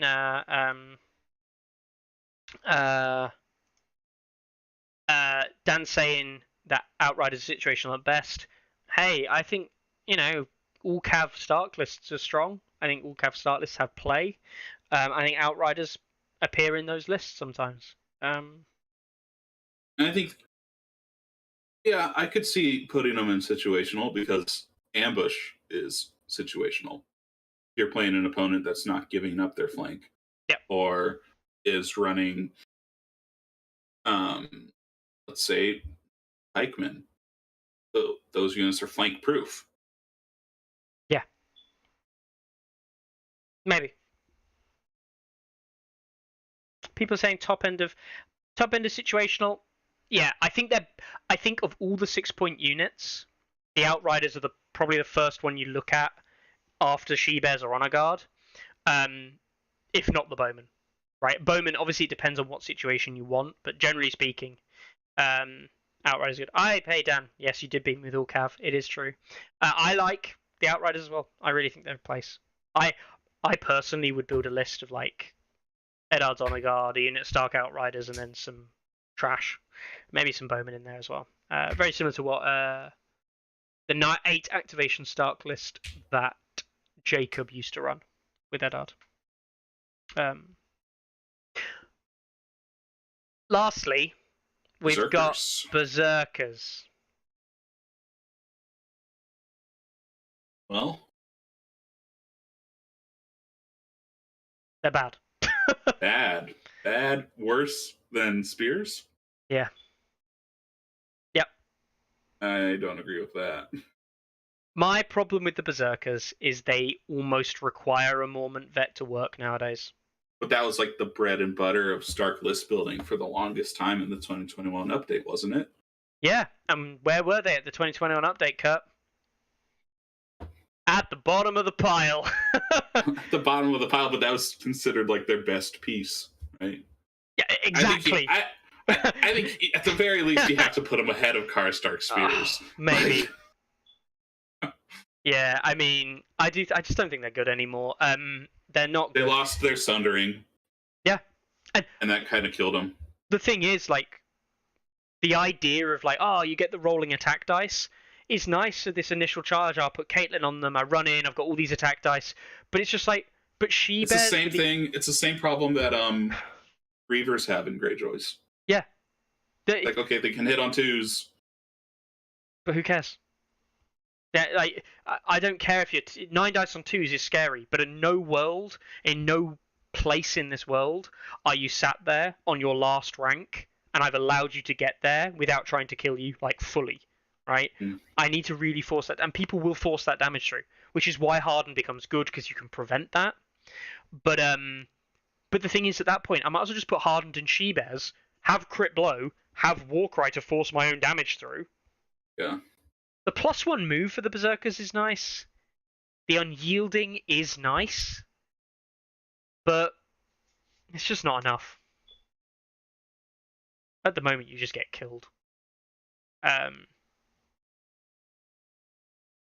What if they were 4-up morale? That might make them better. As pretty much anybody in chat might say, 1.6 Berserkers. Well, let's not remember 1.6 Berserkers. They were a scourge. But I don't think anyone would complain that much if they got Sundering back. Just a base Sundering. Because even Reavers have that at 5. Yeah. The only thing Berserkers have going for them is better morale. Yeah. Unyielding, kind of a meh ability. So it's a morale modifier on top, really, isn't it? There's nothing more. Yeah. You want them to be this offensive piece, and yet their abilities are Unyielding's a defensive ability. That's just not good enough. Could we give them precision? Yeah, I suppose. Yeah. I think out of all the keywords, precision's on the weaker end. I think my problem with precision is that it's very dicey. And it's very, like, precision is very good against something. It's great against champs, but yeah, champions, giants, anything low wound, drowned men. It's great against giants. Yeah. Yeah. And but it's against units garbage. that are units with 5-up armor, it's like, okay, who cares? Like, yeah. Oh, you killed a trapper, did you? You killed a raider. I think with the exception of like giants or units that only take 1 wound for every 2 hits or whatever, I think every other situation I'd rather have Sundering over precision. generally speaking. Yeah. I think the only other time where precision has decent value is in like a 3+ armor save unit, which you move to a 4 with Sundering, where precision, if you hit that 6, at least you can guarantee a panic test. I'd still rather have Sundering against the 3 up. It probably is better. All right then. Okay, so that's Stark's. Pretty even spread, and I actually do think that even spread. I mean, it kind of reflects the faction at the moment. We see a unique unit and kind of like this thing that sees a lot of play with Warcry, and everything else is just kind of at 6. The problem is we're moving, 6, 7, and 8s when we finally get to 8s. We have to decide at 6, 7, 8 points. You need to be a good unit. You need to be carrying. Yeah. A lot of these units aren't carrying. Yeah.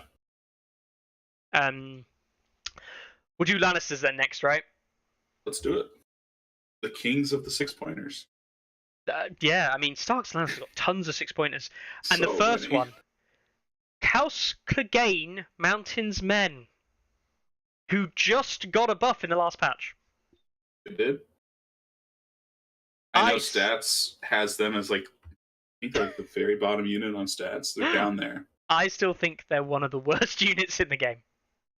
Hot take. I like them. Yeah, okay, yeah. I like Stark Bowman. That doesn't mean they're good. I think with the Lannister deck, they are frustratingly resilient with how much healing they can get going. If you throw Sparrow on something, and then you have, what is it, Prey on Fear or Fueled by Slaughter? I mean, the thing, you'll not convince me, right? I have seen people run them, and I've seen the Prey on Fear matter. That I think the big problem is they're supposed to come in and just fucking whack something proper hard and kill it. Yeah. And the thing is, they don't take a beating themselves at all. They then don't get the vicious and the things that matter on the hit back, meaning they're less likely to get that panic fail, meaning they're less likely to get the healing going. Like, they're an antithesis of themselves. It's like they want to be on not full health, but not their second rank, and walking around and chopping things heads off and going, haha, I just got 2 healing to my 9 health unit, I'm now on 11. And you just go, and? Like, why were you on 9 health anyway? And I was then letting you charge me. I should have just killed you. I know somewhere out in the world, Mickey is saying, not Mickey, Carlo is saying I should never be on this show again for my blasphemy. Yeah. Okay, so maybe I'm contradicting myself here because I just said they can benefit from the attrition-based healing that Lannisters have, but they do kind of seem out of place in the faction, right? You have this offensive infantry piece in a faction that is kind of defensive, kind of control-based. Like, I'm fine with them in bad. Yeah, I think I just think they're deceptively survivable. They can be, you look at them and you see 7-up morale, 4-up armor, and you're like, okay, I can pop those guys, and then they can frustratingly hang around if you don't follow it up. I'm actually going to throw them up a couple of points because I do think it's worth saying, they are one of the worst rated units on stats. Like, everybody knows that they're one of the worst rated units on stats. They have been for a while, and that's after receiving an update. But I actually think it's worth thinking just a little bit about what that might mean. And if they're the worst rated unit on stats, in part, I'm going to throw that out there and say it's because they've got a relatively big play rate. They're not good, but they've got a play rate. Whereas if we look at something like Bloody Mama Skirmishers, if you're super honest, how many times have Bloody Mama Skirmishers even run? Right. Yeah. You just don't have the data. Yeah, they did. They're not good, but they're not being run. And if we look here, I mean, they've played in Season 1 alone, after the buff, 835 games. 835 appearances. That's not small. No. Right? Their win rate doesn't get above 40% regularly. Woof. But they're good enough to see play. We look at Bloody Mama Skirmishers. How many games? They've got 88 games, and they're not even getting 30% win rate most months. Like, I'm gonna say, I mean, that's in neutrals, so bear in mind they might appear more in other factions, but not that often. I'm gonna say it. Yeah, they're not good, but at least they're not as bad as some of the other units. At least they see play because people think that they might be good. But they're not. They're not good. The King's Guard. So that's a whole. God, we could do a whole episode on the King's Guard. I agree. would say, as a unit, they're awesome for 6 points, right? Yep, they're decent for 6 points. The 8 wound cap is a bit of an issue. But they only have 8 wounds. Yeah. And you're running Joffrey Commander. Yeah. And Joffrey Commander's cards are what they are. And you get extra victory points if Joffrey dies. And that's on an 8.8 wound unit. The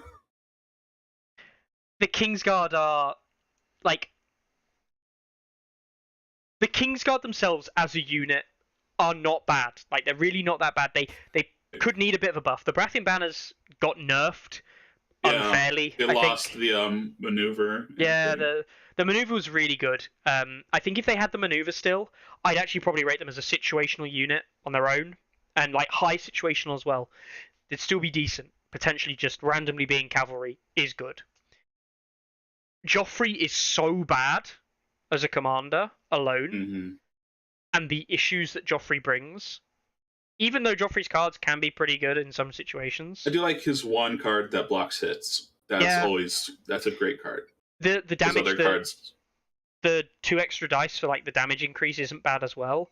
But like, just compare that with Whichever one that's like, is it Auspicious or something? Oh god, that's terrible. That's his 3rd card. Yeah. I have to pull it up. The one that gains you 2 extra attack dice isn't that good either, because if you just consider Great John, sacrifice 2 or 3 wounds to a bunch of extra wounds, that's not dice dependent. It's literally take wounds. At least you're taking a panic test now. Like, as a comparative card, and then the fact that card then has a drawback. No, that's just a fucking awful card when it should be good. Sorry, Kingsguard. Love you. Yeah, I hate you. They're probably the only unit where I can successfully say the unit isn't the problem. At all. The unit is not the problem at all. Yeah. Sad days. Let's redeem ourselves, or not. Lannister Crossbowmen. Good. Yep. I think Lannister Crossbowmen are arguably now should be in basically every Lannister list. I think these guys are great. Yeah. Run 2. Run 2 of them. Put Kevin in one, put Bronn in the other. Yep. New awful gun line. Yeah. Yeah, 100% agree. And not oppressively strong either, just good. Good. I really like the 4 armor, brilliant buff. Yeah. You know. That kind of was like a thing unique to Baratheon Lightbringers. Like, all right, we're going to buff Master Crossbows to have that 4-up armor save too. Yeah. And unlike Lightbringers, Master Crossbows better in melee? I think they hit on 4s, yeah. They hit on 4s. No, they hit on 5s. No, they hit on 5s. Sadness. Short swords, 5s. But I mean, at the 664, Sundering reroll profile, the crossbows. Sorry, 664 and 3+ as well, isn't it? As well. Yeah. Rerolls in short range. Sundering. I just finished gushing over Sundering. Yeah. Evil kind of says it well in chat. Expos are simple and fairly costed. I actually think, as a 6-point unit now, I look at crossbowmen and think, yeah, I look at that and think, yeah, I feel that that's a 6-point unit. Like, as a baseline, I think that that's a 6-point ranged unit. Brilliant. So yeah. Well, that was easy. Yeah, it was, wasn't it? Refreshing. Lannister Halberdiers. Why?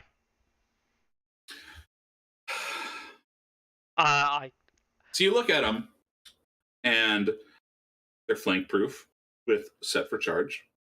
They get an extra attack in with set for charge. They could potentially deplete your attacker's ranks by 1 with set for charge. They They have dice retention over 2 ranks, 7/7, and sundering. I just finished saying I like sundering, but bad. Yeah, they Bad. they just kind of die. They kind of die, and they're hitting on 4s, and I don't like things that hit on 4s. Yeah. There's nothing inherent. It's the funny thing I don't really think there's anything inherently wrong with them. They're just not good. And unfortunately, and this is where people might say, "Oh, but they're situational." Like, no, not really. Like, Get torn apart by ranged attacks. yeah, There are tools in other factions to turn off orders, to turn off set for charge.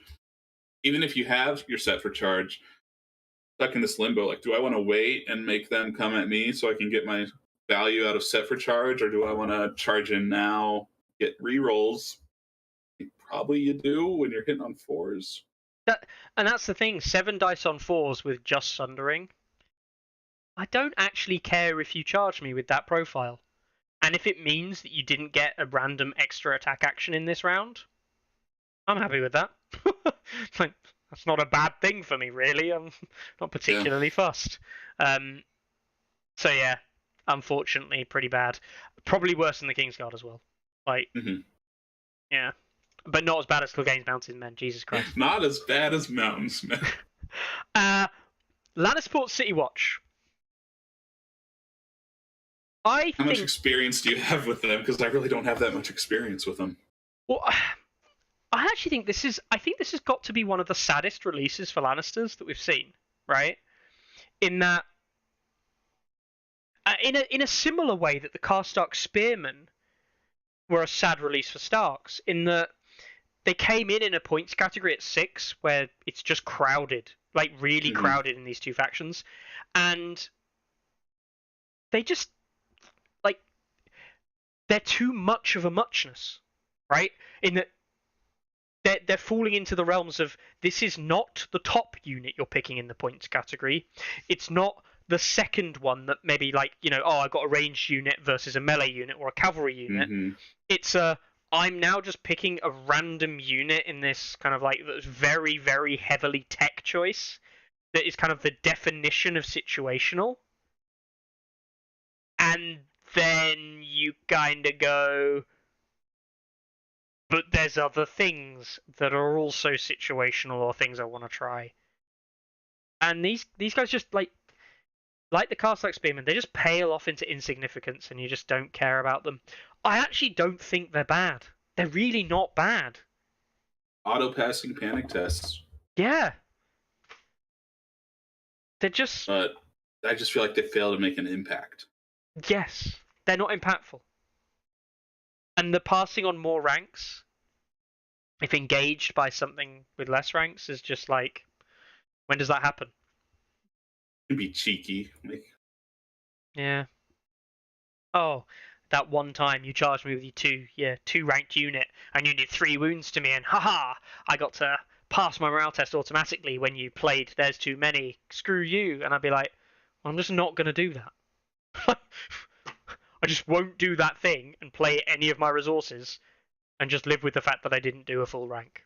I'm sure I'll be fine. Yeah. It deal a whole lot of naked hits. The problem... Run with Joffrey, you get the +2 attack dice, get the... Well, that's the problem, right? Planning for +1 additional hit for each rank, and just throw a ton of hits. It doesn't work.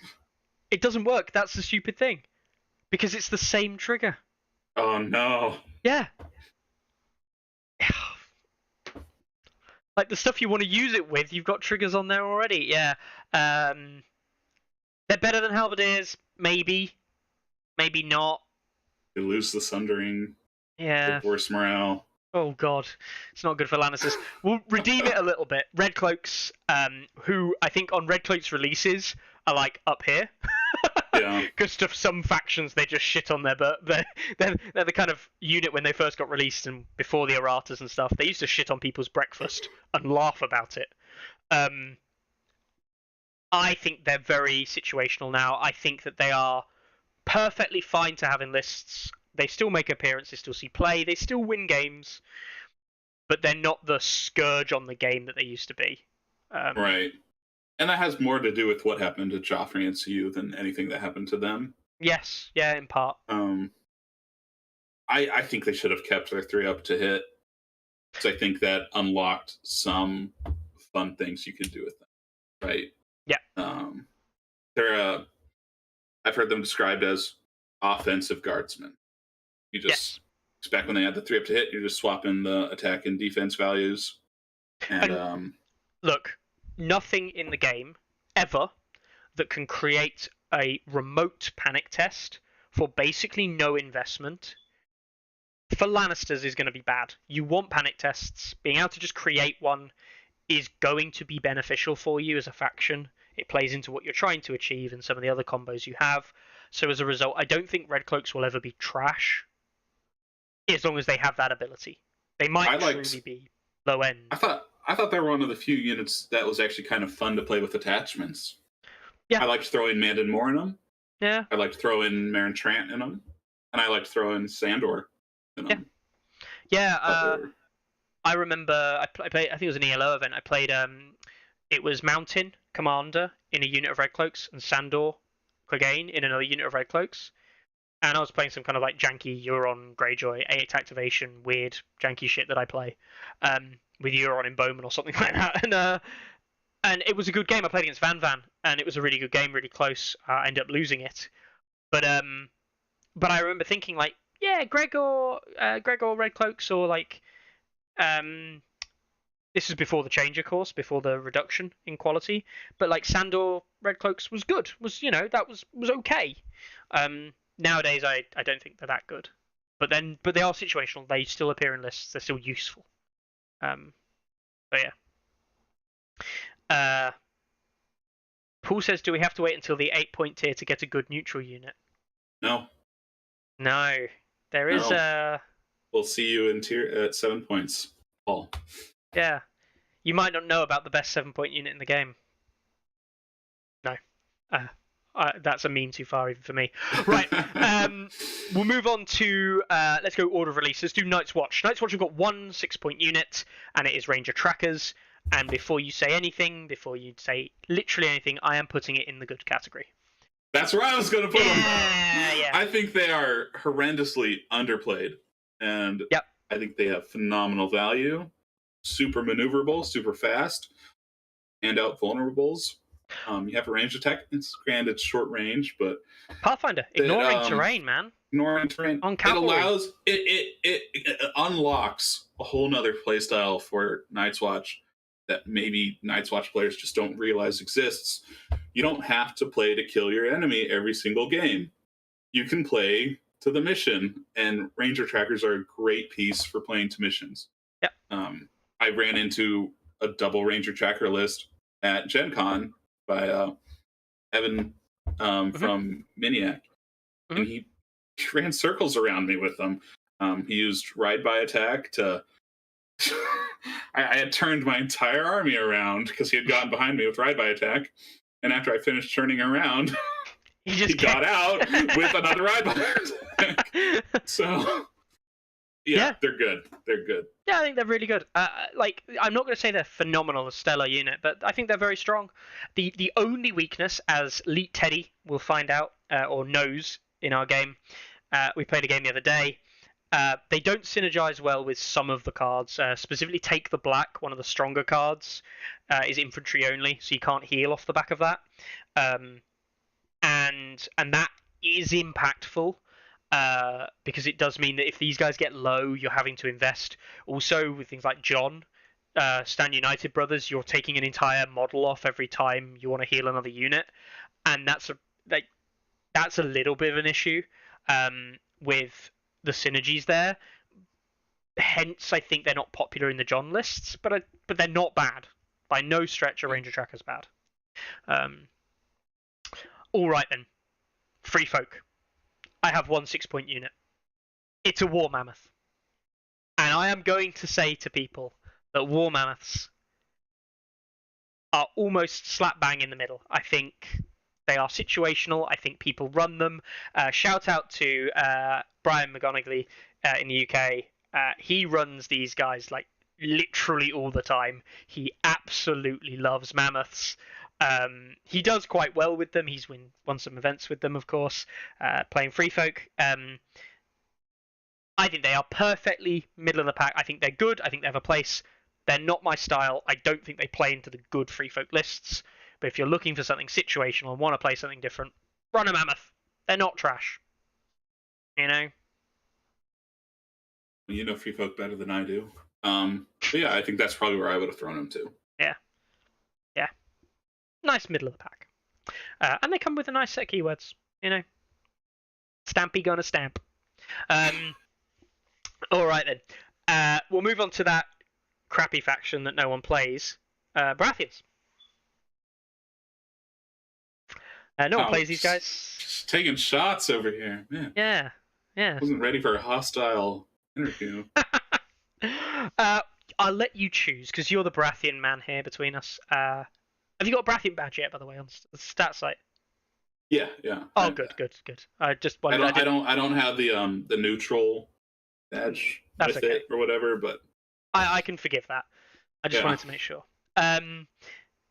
So you choose 6-point unit. So I'm gonna guess you're gonna start with your favorite or least favorite. You might, I never know. Which way are we going? With the very best 6-point unit in the whole game, Baratheon Sentinels. Get up there into the good category. No, I can't. They're bad. Put them below skirmishers. Put them at the very end. No.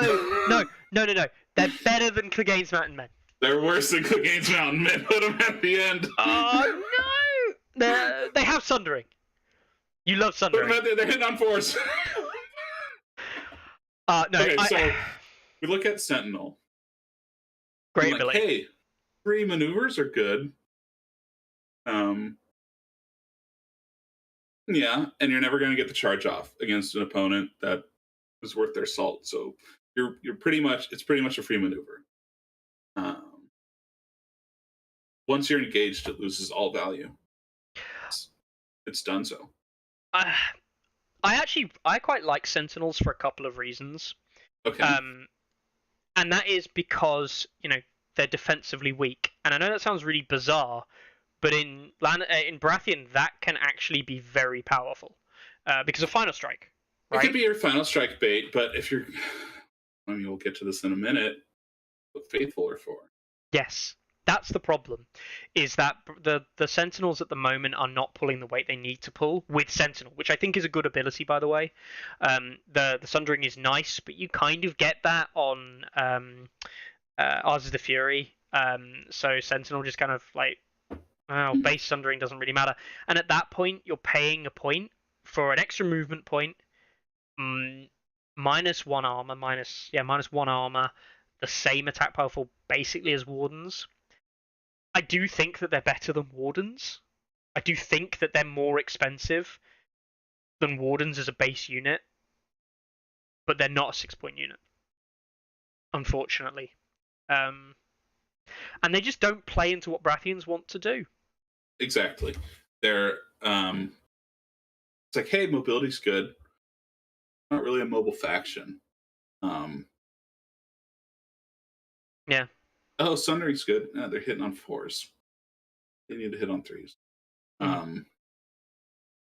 They're crap. They're so bad.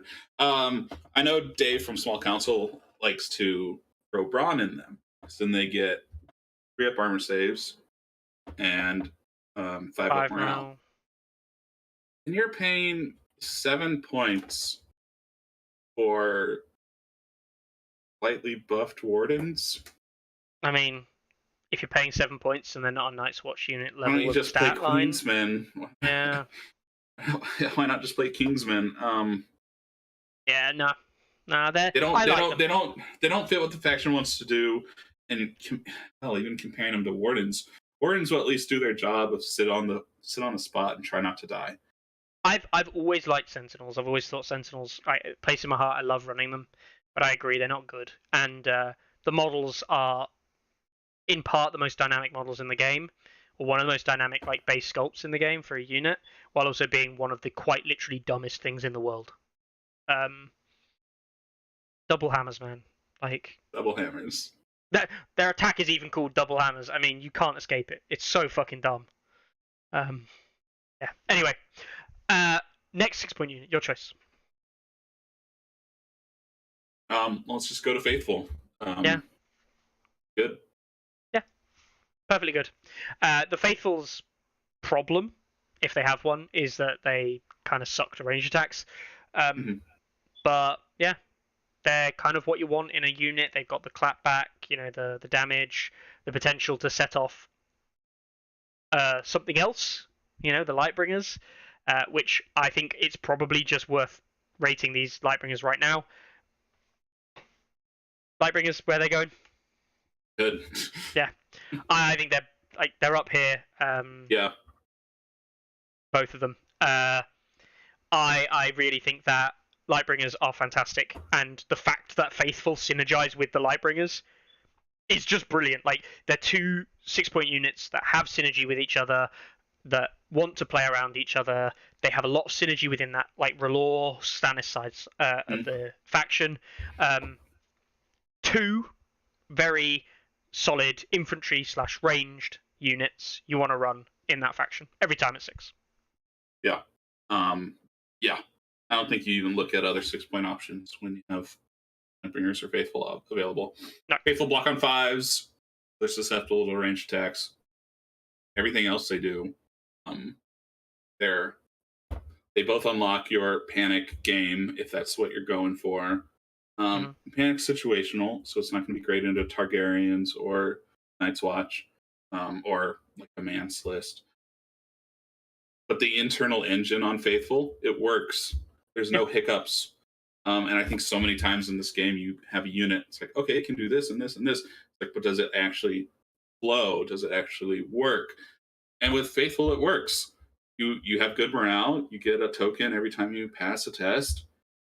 Fuel things you want to do with the tokens, and those things are useful. Probably like the only complaint you would have with them is the defensive one where they give out hits. It doesn't do anything when you're on full ranks, but outside of that, I mean, it's phenomenal because you're giving those hits before your opponent makes the attack even. So if you're on your last rank and your opponent's like, I'm going to try to finish that unit off, maybe you finish them off on their turn and you don't die in the process. It's phenomenal. The hits ability, I think, punishes... I think it punishes bad play, which I think is fine. I think good players play around it and they work around it. They incorporate, right, well, I'm just not going to take a rank off you until... Like, I might take 1 rank off you, and then I'll kill you. Rather than saying, right, well, I'll get you down to like 3 or 4 wounds and then try and kill you. And then you go, oh, shit, my piddly attacker just got killed in this kind of melee. And you go, lol, get wrecked. So I do think they encourage good players to work them out. But I think that's part of what makes them good, is that they do... You have to think of a way. You have to come up with a strategy that's going to kill them. And you are rewarded in doing so, but the ability still does something with the shot from the Lightbringers coming in, potentially. Yeah, and you can run attachments in both of these units and not feel terrible about it. The Bolton player or Bolton captain, both are potential options for the Faithful. Hey, people have been seen running this kind of like double Faithful list with they run it with the Stag Knight Noble, right? With the 2-point attachment Stag Knight Noble, which that's been a thing going back to the start of the 2021 update. It was never great, but it's an option. It's what Baratheons had to do when we had nothing else. Lightbringers, great with the Red Priestess, great with Braun, great with Davos attachment.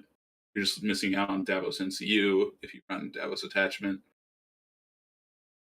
I mean, throwing 7 dice is great. Vicious is useful situationally. And bouncing panic tests is can be devastating to Greyjoys. It can be devastating to a Free Folk army that's not using Mance. Which you just don't see those, I guess. But... Cool. Yeah, no, I'm happy with those 2 being good. Very good. Look at the Renly side of the list now. Riders of Highgarden. Situational. Top end, low end, middle tier. I place them right behind Mammoths. Okay. I can settle for that. Yeah. I think they're better than Red Cloaks. Yeah. Its mobility's huge and their speed 6. Yep.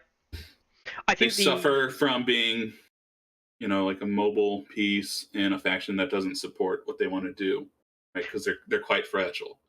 And when they get caught into a melee, if they don't do something big on the charge, they get caught into a melee, they typically lose it, which it can be difficult with a Renly side. Like, it's hard. It's actually very hard to keep the sustain up on these guys in Renly side. You almost want to charge in and then just willingly take an activation to pull them out. Yep. And just accept that you're not going to get the double hit off and win that engagement, and then come in somewhere else. Mm-hmm. Yeah. They hit great. And counter to Lance is to throw a weakened token out. Baratheons have great token play, so they can oftentimes get rid of that weakened token, either with a Stag Swit, or if you run Shira Errol. Yeah. I don't usually, but she's an option there. She exists. Have to mention it. Yeah. So yeah, they're not. You don't want to leave them engaged. And like I was saying, they don't have, as an individual unit, they look really nice. They can throw out those Tanadactytes with Sundering. They don't need support to do something. What they fail, where they fall apart, is you're not going to have the activation advantage as a Baratheon player. Yeah, that's the problem. Renly's side doesn't have a 4-point unit. The Dragonstone Noble, as bad as it is, it's only on Stannis' side. Yeah. Like, it's a big issue, and it's exactly why I don't think the Highguard and Pikemen have had the problem at 5. I prefer them. I think they're better than Wardens, but they just don't work because they have to charge, and they can't guarantee these charges. Mm-hmm. Yeah. Situational unit, I think the Riders are good, but you can't run them into 9 activation or even sometimes 8 activation lists because you just don't have the ability to utilize them. Finishing us off then at 6 points, Thornwatch, now that they've been reduced to 6. This is a meme around these parts because Carlo used to think these guys were trash tier at 7, like utter trash. Are they playable at 6? Yeah, they're playable. Okay, so they're not bad. They're situational, I'd say. I think that they're probably better than Riders of Highgarden. Interesting. Yeah. No, maybe worse. I think they're actually behind Red Cloaks, maybe. I think that's where I'd put them. They see play often with like a Loras attachment style in the 7 activation or 6 activation double champion lists, right? Or Loras Commander. Yeah. But those style lists, isn't it? You've got your heavy cavalry doing the lifting, and these guys act as like a support. They're an piece. Annoyance. They're they get in your opponent's face. They're a screening unit. Yeah. They do a great job at it because that heal. Yeah. Yeah. They fall apart when they run into units that do the I'm a light skirmishing unit better than they do, which are going to be Night's Watch Ranger Hunters and potentially the Cartel unit. I haven't played it yet, but I'm assuming that maybe those outperform Thornwatch. Yeah, but it's a nice tool to have in the back of your pocket. It gives you something you don't otherwise have. A slow factor. Yep. All right then. Moving into the last couple of factions, final units left in 6 points. Targaryens up next. We've got Outriders. Good. Yeah. I thought Outriders have been good for a while. I really like Outriders, the dual kind of mobility that it can have versus the shots, hitting on 3s, range attack. Can reposition if they need to. A good unit. It's a big shame that they saw a bit of a nerf with Grey Worm. The combo with Grey Worm. Losing battle endurance, yeah. Yeah, it wasn't an amazing combo, but it was nice. And now they've lost that. Pretty sad days. But still a solid 6 point unit. Can't complain. I think they do what these really high end crossbow units try to do. You look at I think one of the best things about builder crossbows, which everyone's like, oh, they're crap now. They still get that free shift and a free shot. I know it's at the weakest rank or whatever, but you can do so much with that. You can get in range for short range for your rerolls. You can get out of range to make a charge impossible. You can shift sideways behind a friendly unit so that 50% of the front of your tray is no longer showing. Yep. There's so much utility there. And then I look at Golden Company crossbows kind of the same way. It's like, oh, they have that sentinel. I just don't think it necessarily works, but I see like what they're going for. But all those units have, Outriders have better because they have the free cav maneuver. They can get to an opponent's flank. They can get into an annoying position. Completely agree. Like literally everything you've said, I'm completely on board with. I think Outriders are very good. Especially now they have a melee attack. Remember those days? That was when they had 0 melee. Literally didn't have a melee profile, and we're all sat here being like, can these guys even kill like a palisade? Like, is that a thing that they're allowed to do? Shoot it with their arrows. So yeah, no, I like the Outrider. I think it's a solid pick. Screamers, on the other hand, where do you think Screamers go? Low end good, top end situational.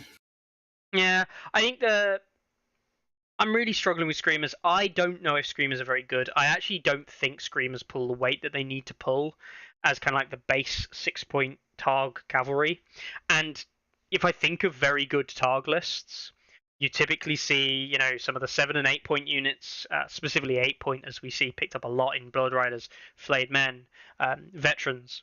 We see Outriders at 6. We see Harakars at 5. We might see Stormcrow Mercs on Sullied Officer for activation advantage, but Screamers, we see Jorah. We don't see Screamers make the cut, So I'm looking at them, and I'm looking at Riders of Highgarden. Yep. They have similar damage output. Yeah. With the added benefit of they have the Targaryen deck that plays to what they want to do. They have Unsullied Officers and Jorah and a means to get an activation advantage. So I think they have to be higher than Riders of Highgarden. And with that logic, I'd be fairly happy to put them at basically the same level. I don't think they're like an end-all, be-all unit. I've talked to Craig this past week, and his take on them is they exist to tie something up and to die. They're not going to be elite piece, but good at 6. Yeah. They're not great. I wouldn't recommend them to anybody, but you might want to put them in a list as a situational piece, definitely. Greyjoys. House Harlow Reapers. How low do you want to go? These guys are utter trash. Like, I don't know if they're as bad as some of these other things down here, but like, I have a massive problem with Harlow Reapers, right? Harlow Reapers have a very, very important ability, which is the +1 wound from failed panic tests and vicious. That is hugely important because it's a direct increase in damage that you can have on a unit, Nothing that can say to you, look, I have 7 attack dice, and now if you fail a panic test, there's a potential you take 3 to 5 wounds from a panic, and all of a sudden you're saying, hang on, 7 attack dice, and 5 wounds from panic, that's 12 wounds, I can kill you. That one ability that they have is enough for me to say to them, you have a place if I can mastermind how to make it work. And everything in the Greyjoy faction does not help you do it, essentially except Dagmar Commander for coordination tactics. Because if you give that ability to a unit of Reavers, so you get Vicious, Sundering, hitting on 2s, 2 extra damage from Panic, and you're able to set it up with an Asher Warcry, there's not a terrible chance that you can charge a unit and go smack, bang, you're dead. And when I say that, everybody goes, that's a lot of investment for all of that. And I say, yeah, it is. That's a huge investment for something that might work.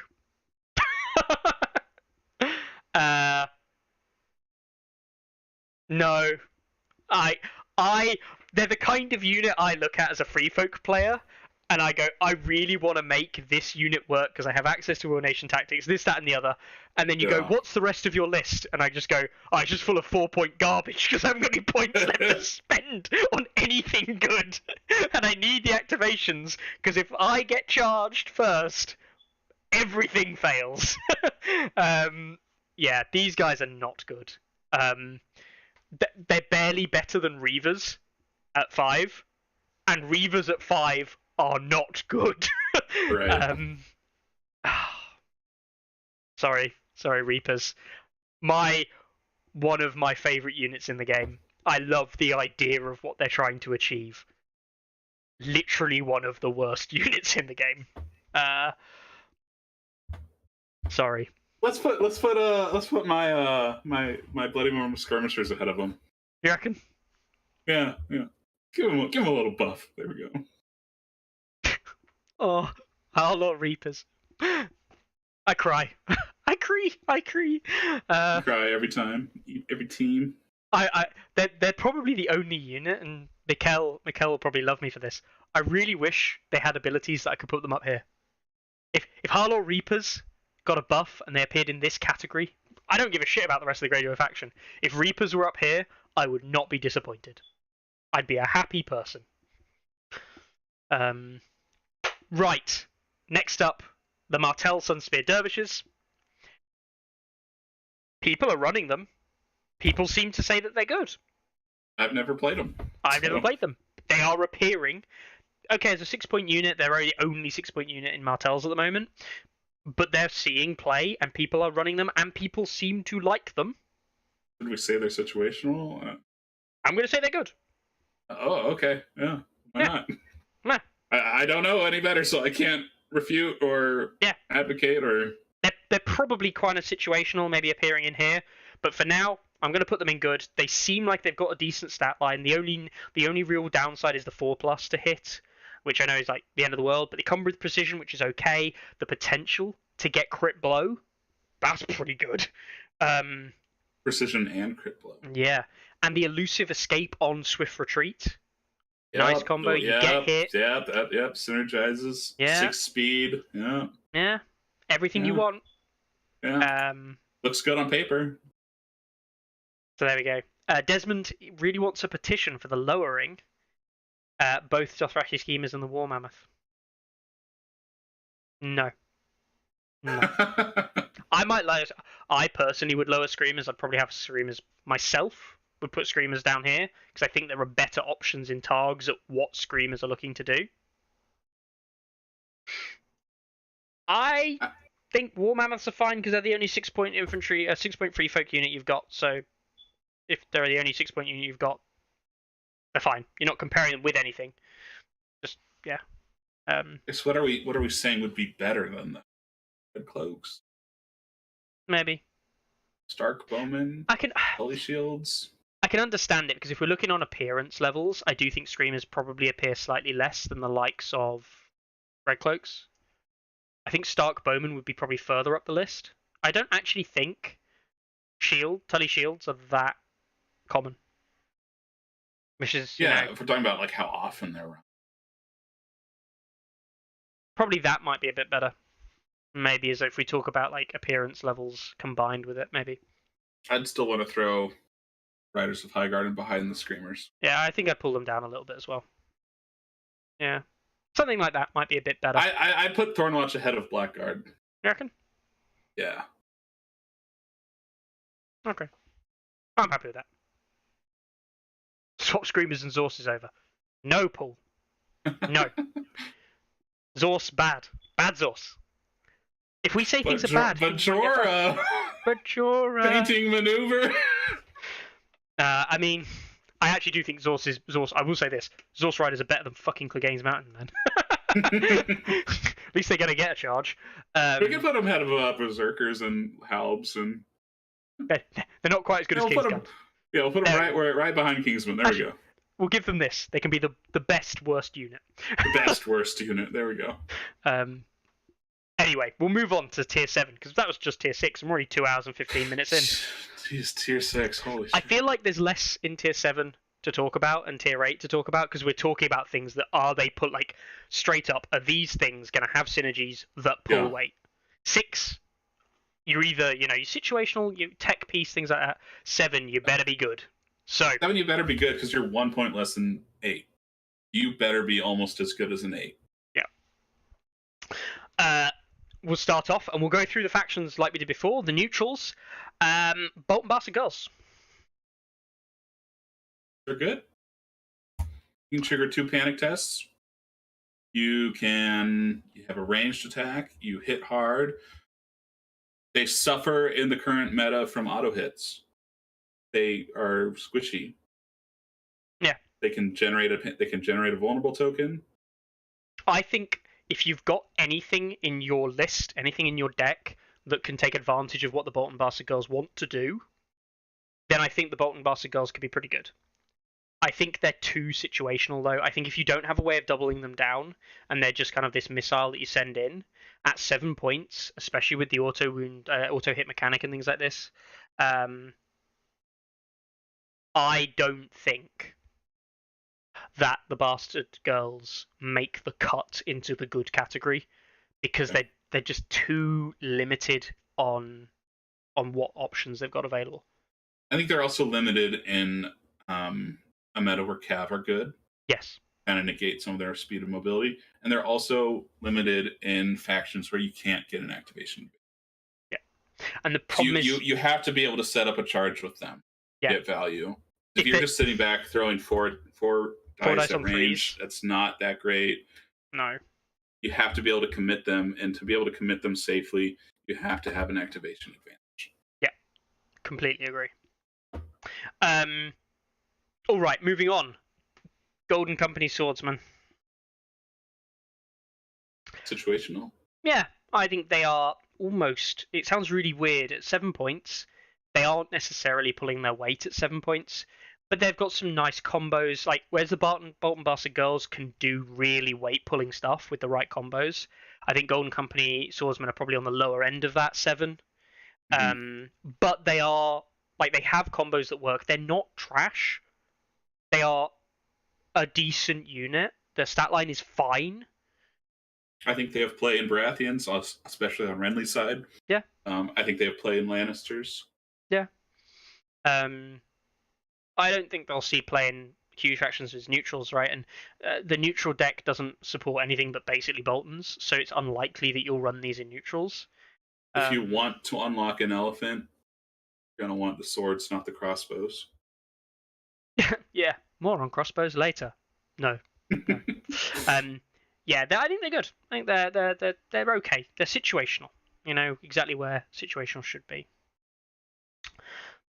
Is that the last neutral? Oh no, there's dervishes still. Hang on. Interlude. Brief musical interlude. Did we forget? Our Clarence said he had not forgotten anything. I don't think the Golden Company War Elephant is on that list. I think he's missed it off. But we'll do them next, seeing as Let's they're linked. do them right now. Yeah. I actually think at 7, they're probably better than the Swordsman. They are an absolute unit on the charge. Yeah. And there are ways you can amplify them. Yes. If you can give them crit blow with Andrew Estermont's card, or an auto 6 charge. Extra auto 6 charge. Yeah. Or if you can give them extra attack dice. I know there are a couple commanders out there that can manipulate things. Joffrey could give them extra attack dice. I know, but like we're talking about like the potential of this unit. They can be an absolute missile, and that's how you're gonna use them, right? Yep. Completely agree. Yeah. Yeah. So they would in go in situational. Yep. Yeah. And yeah, Evan's right. You have to take swordsmen to get them, which hurts them. Yes, that is actually the truth. Is that because they're behind this paywall, they have to. They can only be situational. That's the problem. Like they are behind a paywall of something situational. But therefore by itself effectively becoming situational. So yeah. We promised them a good neutral unit before 8 points, Mickey. What are we gonna do? We're gonna give them Hedge Knights. Hell yeah, we are. Yeah. Hedge Knights are good, folks. If you don't have 8 points to spend on something like Flayed Men or a heavy cavalry unit, if people look at Hedge Knights and go, actually, that's fine. This weird thing in the game, they're not lance cavalry, they're not light cavalry, they're not heavy cavalry. There's weird amalgamation, mid-tier cavalry unit, medium cavalry, if you will. Hedge Knights are great. They've been appearing in lots of lists all the time in odds and sods here and there. They don't win events, because usually Flayed Men are winning events, or internal cavalry are winning events. But they are good at 7. I'm going to say Sundering and Vulnerable is good. Yep. And I'm going to say Sundering and Vulnerable is good here in a minute. Then I have to say Hedge Knights are good. Yep. They're more maneuverable than the other Sundering and Vulnerable unit that is going to be on this list. Yep. 100%. Dervishes, the last of the neutral 7-point unit. You can just throw them in bad and just move on. Yeah. They're weird. They're not bad. They're infantry trying to be cavalry, and why would you ever take infantry when you can take cavalry? And they're morale 7. They even have, this is the bit that annoys me, they even have quite a nice suite of abilities that actually do work kind of well with each other. Yeah.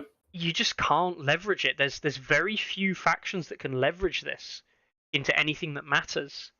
And that's a real shame, because in theory, they shouldn't be that far behind things like Ranger Hunters, the Martel Skirmishers and things like this, but they really are. Yeah, they're just not pulling their weight they need to do. And you compare these with the Martel Dervishes as a comparison. Like, these are not that far off being an okay unit at 7. And Sunspear Dervishes at 6. Oh, yeah. Yes, yep. Please. Yep. All right, then. Neutrals out the way. Starks. I guess House Mormont Bruisers exist. I think we can put them at the very bottom. Anyway, let's move on to Great Axes. Okay. I'll say this. I don't think Great Axes are good. Right? I think they're borderline. They might see play. They're borderline situational. I know they're very popular in France. Very, very popular. Great. People are picking up Great Axes because they're running to Baratheons and they need to kill Champions of the Stag. And they feel like Great Axes is a method of doing so. Yeah. If that is... I know in 1.6, as Baratheon players, we would always say, I would rather have Great Axes than Stag Knights. And that was back when Great Axes were 7 and Stag Knights were 8. It's like, I'd rather have Great Axes at 8 than Stag Knights at 7. Mm-hmm. They changed a bit with the 2021 update, where they're now an anti-armor piece.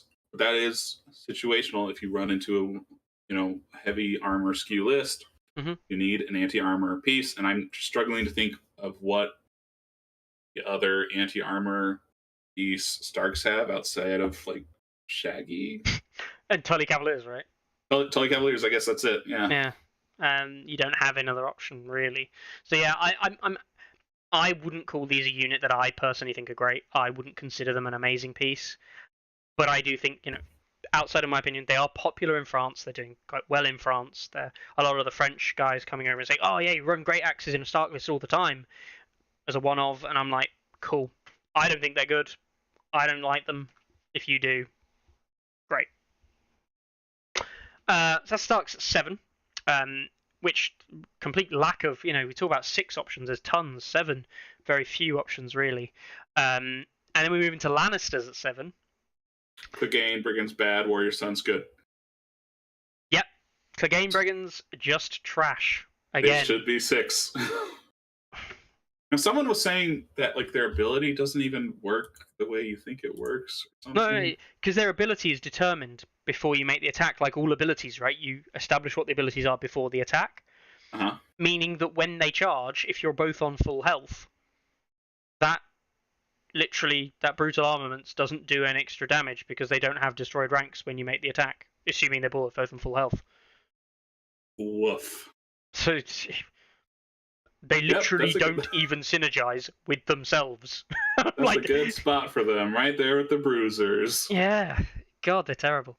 But Warrior Sons, I mean, Warrior Sons. Pseudo hardened. Yeah, hardened is good still, kind of. So, and everyone knows Adam. Warrior Sons is a thing. Pyros. I don't like pyros. I think they pyros used to be okay, and really they used to be really kind of like hit or miss. Like they either died. I think they're better than they used to be. Really? Yeah. They used to only throw 6. Now they throw 7. Yeah, but like, now they have horrific visage. But they just get killed. They do get killed, but you could throw Adam in them, give them hardened. 6 morale, you probably just die to the panic. They're an anti-armor piece, the way great axes are. I'll be fair. I will rate them, roughly speaking, the same as Ray. Again, actually, I think France quite enjoy pyromancers. Yeah. They struggle to ranged attacks. Yep. But if you're running into Champions of the Stag, I don't want to run into pyros. Oh yeah, I forget you're a Brathian player. You look at pyros and go, ah! I do. It's like, we talk about these pieces like, oh, that's not great, but it's like, man, I'm glad people aren't running this. Yeah, but come on, you just run a Stannis list and shoot them with Lightbringers and go, lol. There you have me. Alright, Zazlanus is nice and easy. 1 in each. A bit like, Starks don't have a top one, which is a shame. Alright, the next faction that was released is Night's Watch. And if anyone doesn't know Night's Watch and 7-point units, they have a few. Should we start off with the burning one that everyone is going to say is like obvious? I want to start off with Sworn Brothers. Yeah, okay. Because I just finished saying vulnerable and sundering is good. So put those guys at the very tippy top. Yeah. And rerolls, right? And rerolls on top. And rerolls. Yeah. As if they didn't have enough what they want. And everything synergizes perfectly. And there's no inefficiencies and no waste. And how about if you take a rank, you still hit 7 dice because you got a watch captain, or you're hitting on 8 dice, or you have Jon Snow, you get boldness and courage, and 9 dice. Oh, and you can. Oh gosh, let's not even get to the added dice because we haven't even talked about Ranger Hunters yet. Which we will do now.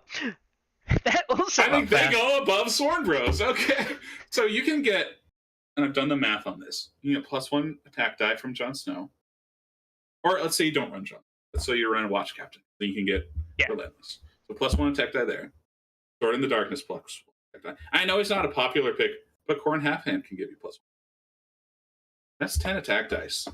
What about a Watch Marshal AoE? Short range +1 attack dice. Boom. So 11 attack dice. On the melee attack. On the melee. So, fucking with my math here, Mickey. I know. Activate. Order. That's 2 attacks. Relentless. Sword space. And, what am I forgetting?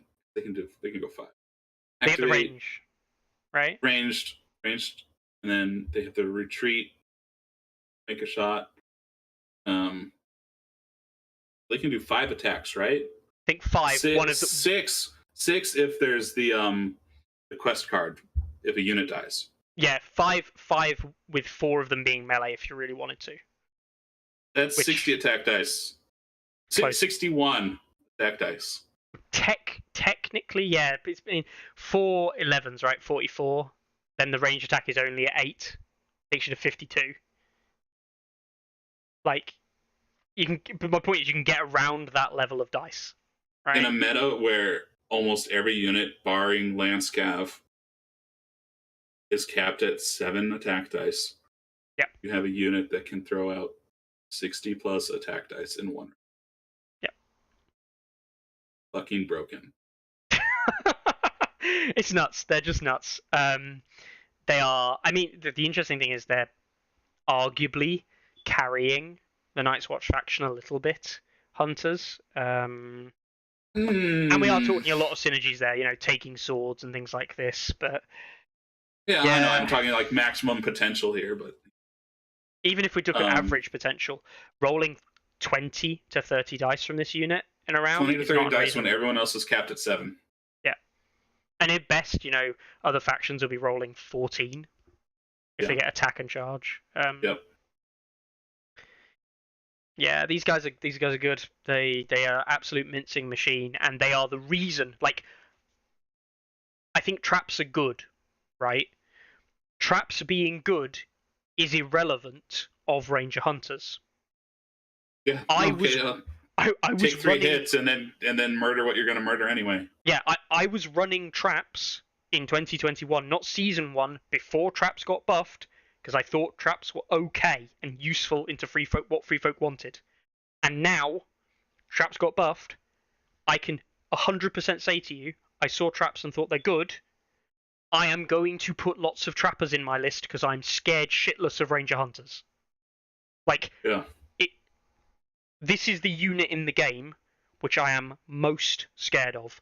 It is a list I have teched so many things against. It's more OP than Mance. I'll say it. I don't agree. I know, right? It's a modesty. Okay, Mickey. I think Mance is probably better, but like, people say, oh, but it loses to Free Folk, right? And the Free Folk lists that people see, specifically the ones like I built and was like, run trappers, run lots of fucking trappers, do this, do that, do that. I literally teched my list because I looked at Ranger Hunters and went, they are fucking scary. How the fuck do I kill them? And my list is entirely set up around how you kill Ranger Hunters. Well, they only block on 4s. 5s, technically. 5s. Yeah. Okay, but shields exist, and Aemon exists, and fires exists, and conscripts exist. Oh. Yeah. I'm not going to rattle on about it anymore. I think they're very strong. I think basically any faction in the game likes Ranger Hunters in their list. I think that it just so happens that Night's Watch take a massive advantage of them as well. The synergies there are nuts. I mean, for the Watch synergy of horses with John is insane. You know, what did you do on your opening of the round? I did a charge off a zone that I want to block into my hardest matchups. And I was able to shoot something else potentially, or do whatever. And I still haven't activated. What? And I didn't spend a card for it, really. It's always there. I can just always do that if I want to. Oh, brilliant. Okay, fantastic. Yeah. All right, then. So I know they nerfed crossbows. Yes. Hunters and Sworn Bros are still so good. I'm going to put crossbowmen into the middle tier here. I would too. Yeah. I don't think they're bad. No, they're not. They're not bad. They're just situational. the same price point, so that Night's Watch players aren't incentivized to run them. No. And because they don't have the 4-up armor that Lightbringers or Lancer crossbows do, they lose out to ranged duels. And so it's like, oh, this is bad that my 7-point unit is losing to a 6-point unit in a duel. I'm actually going to say, I'm going to say that they're probably top of bad then. They're losing to 6. No. They're losing to 6-point units. And I think I don't think they're a bad unit, right? But if they're losing to 6-point units fulfilling the same role most of the time, then I think we've got to be honest in that they're probably not a good pick. I think they're still situational. I think the utility from Ready, Aim, Release still puts them up. Okay, I'll let you have that. But I think they're bottom end. I really do think that they are borderline bad. I do mean that. And I don't think that, this is the thing, I don't think they're a bad unit. I just think that you probably just don't run them because of the other things in this category. So, Ranger Vanguard. Bad. Yeah. Outflank's just shit. There you go, chat. I'm not entirely biased against Night's Watch. I said one thing they have is bad. Yeah, the ambush thing is better. They're better than Stormcrow Dervishes, right? They're still a Night's Watch unit. They still have the synergies and everything. They're still a cavalry unit. They really don't give much synergy with anyone. I mean, the best they get is with Benjen Commander, like Mountain Commander, and they're still not Which great. you can throw Benjen and Trackers instead of Vanguard. Yeah. Not good. Naxal says only 4 attacks for ready aim release. Yes, true. But the thing is that like they're still crossbowmen, and crossbowmen are good at 6. Like the crossbowman Lightbringer stuff that we see at 6 is good. These guys are still good. Just they cost a point more, and they get an ability which is okay, like to trash. They're still a good unit base. I mean, okay. As a guy that runs champs, I don't want to see Night's Watch crossbows across the field from me. Yep. I'm still slow. They can still ready aim release, even though it's only 4 dice. You know, sundering, and I'm plodding around. I know they lost a bunch of synergy with Othel when Othel got nerfed, and they still have better than average. Still have good morale and better than average melee profile, right? Which, I mean, you shouldn't be using them in melee, but you know, at least they're hitting on 4s. Yeah, I think the big thing, the elephant in the room, if you will, they no longer synergize as well, even remotely. They're probably the only unit of the ones we've looked at so far, the only infantry unit anyway, that does not synergize that well with the the watch captain. The watch captain synergy, unfortunately, just isn't there anymore. And watch captains are good. So watch captains are good. Yeah. They're probably the best attachment in the game. This generic guy you never heard of. Yeah, I mean, I would say that they might not be the best, but they're one of the best. Like they'd be a good in the good category here by a long shot. And yeah, you're right, they're generic. Yeah, there are some 1-point attachments who I think are very good. Sure, more cost effective maybe. Yeah, or some of the less of an investment. Torment with Warcry, maybe Star War for sure he's 2 points, but like that's totally worth it in a unit of raiders in a man's bubble. But yeah, Shadow Tower Spearmen. What do you think of them?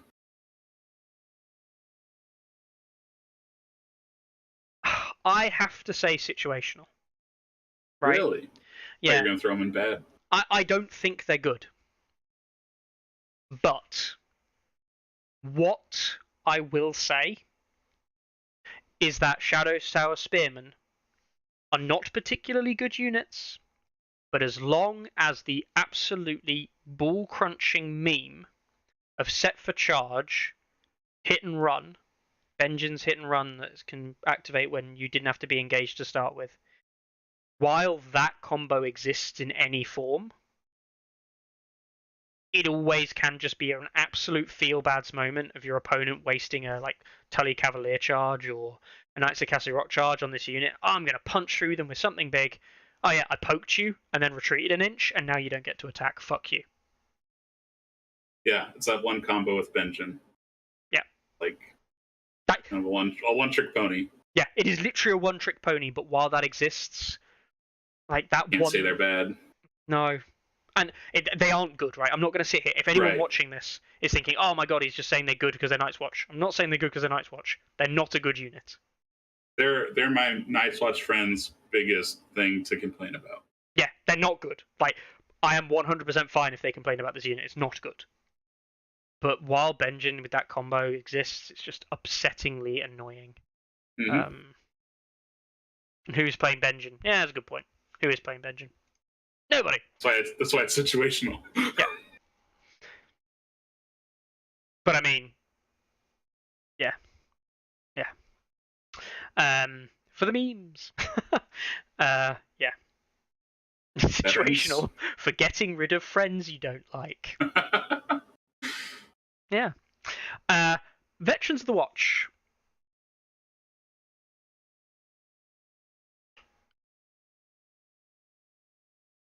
I think that they are better than Bottom Glass of Girls, I think they are decidedly situational, but they're close to being good. You know, veterans don't probably make every Night's Watch list. They're not making the Night's Watch lists that we're seeing do very well. But with Donnell, like Donnell is the highest rated Night's Watch commander, and Donnell make veterans a nightmare. Yeah. I think, like, in a vacuum, that is a good 7-point unit. Yep. I think they're pushed down because Warren Brothers and Hunters are busted. So Yep. it's like, why would I take vets when I could take Sworn Bros or Hunters, right? Mm-hmm. But just looking at them themselves, Counter Strike is kind of meh, but when you couple it with Disrupt, it's some more value. And then you consider Coldy Hands. Cold Hands exists. Yeah. Wow, an enemy that was hitting on 3s is now hitting on 5s. Get fucked. Yeah. Some people have been saying these guys need a 3+ armor. No, they do not need a 3+ armor save. If these guys had a 3+ armor save, If they had 3+ armor saves, they'd be up there with Sworn Bros and Hunters where they are right now. I actually think they'd be borderline unkillable. Yeah. I have no desire to see that. I know Night's Watch players have complained about only having 4-up armor. And like, if you were going to give a unit 3-up armor, okay, well, it's vets because vets are their defensive unit. I think you'd have to change something else, though. You'd have to, I don't know, expunge shields from the deck or something. Or maybe even just move them to 8 points. And I don't think they'd see play at 8 points, unfortunately. You can't have a 3-point unit like that unit with Cold Hands existing and stuff like that. You're already out activating, have better action efficiency and everything else. You can't give them a 3+ armor and say, look, I can now just ignore traps and then just walk around like, I ignore auto hits now. What the fuck does kill you? I guess the thing that is going against them is they don't play the game that 99% of Night's Watch players want to play, which is, I want to go and kill everything on the other side of the table. I am the one-track mind. I'm going to table my opponent. I don't care what the mission is. Mm-hmm. And so it's like, well, this unit doesn't facilitate my one and only battle plan the way that Sworn Bros or Ranger Hunters do. 765 is not a bad profile, though, on 3+. Not bad. You know not what I bad. mean? At least the Sworn Brothers have a bigger Queensmen drop-off. have. Yeah. No, I'm very happy with them being situational. I don't think they're the top list. They're definitely not the spam. Top tippity top of situational. Yeah. Yeah, Anders says it exactly. 3+ armor with shields, shield wall, disrupt, and raven flock would be hilarious. Yeah, it would be virtually impossible. Hilarious. Virtually impossible to kill anything. And your friend never plays with you ever again. Oh, I got this unit, and I've got Cold Hands for 4 points. We're giving me activation advantage, and he can't die. And then I have Donnell in. Fuck you. What kills you? Ranged attacks over a period of time. No. No, I have no desire to see that. Thank you very much. I also stealthily added Shadow Tower Spearman into bad. Because Lockerbrie is right, I'm not rating combos, I'm rating units. And while I do think that combo is particularly gregarious and ridiculous, I don't think it's not good enough to run Benjin with Shadow Tower Spearman. Like, you don't win games doing that. You lose friends doing that. I will allow it. Yeah. And a nice 2/2/2 now as well for the Night's Watch, which for 6 units makes a lot of sense, and, yeah. Free Folk. I have 2 units here. Some giants. Giants and Bone Lords Chosen. Well, Mickey, I'll defer to you on these. Giants have Vicious, but I mean they have Vicious. Like, this is how bad Giants are, though, right? If you don't kill them, they'll hit you harder. If you hit them a little, or Giants aren't even that good with a mag deck. They can toss boulders. Yeah, and set up for mag and 1/1 to do all of the work. Like this is not a 7-point unit that you put in a non like at 7 points. We said before they should be like good units. They should be having output. They should be having impact on the board. They simply aren't good enough in Free Folk to warrant like a high impact. You have to invest resources in them to make them do anything. Yeah. And that's just flawed. Like that's just flawed. Because the resources you're putting into them aren't good resources. Like it's stuff that you don't want to spend to make them good. Nah. I'm gonna put them in situational, but I don't like them. I don't like them. They can be tough for a faction that doesn't have access to auto wounds. Yes. Because of the double wound feature. But then you just don't attack them, and then they do. I did D3 wounds to you this turn, and then did a vicious panic check. And it's like, so like the maximum wounds I'm taking is 6 ever, unless I do something or you play There's Too Many. Okay. Like, I can afford to lose half of my unit, maybe. Do you think they'd be better in another faction? Like, is this be like a faction-specific shortcoming? Maybe.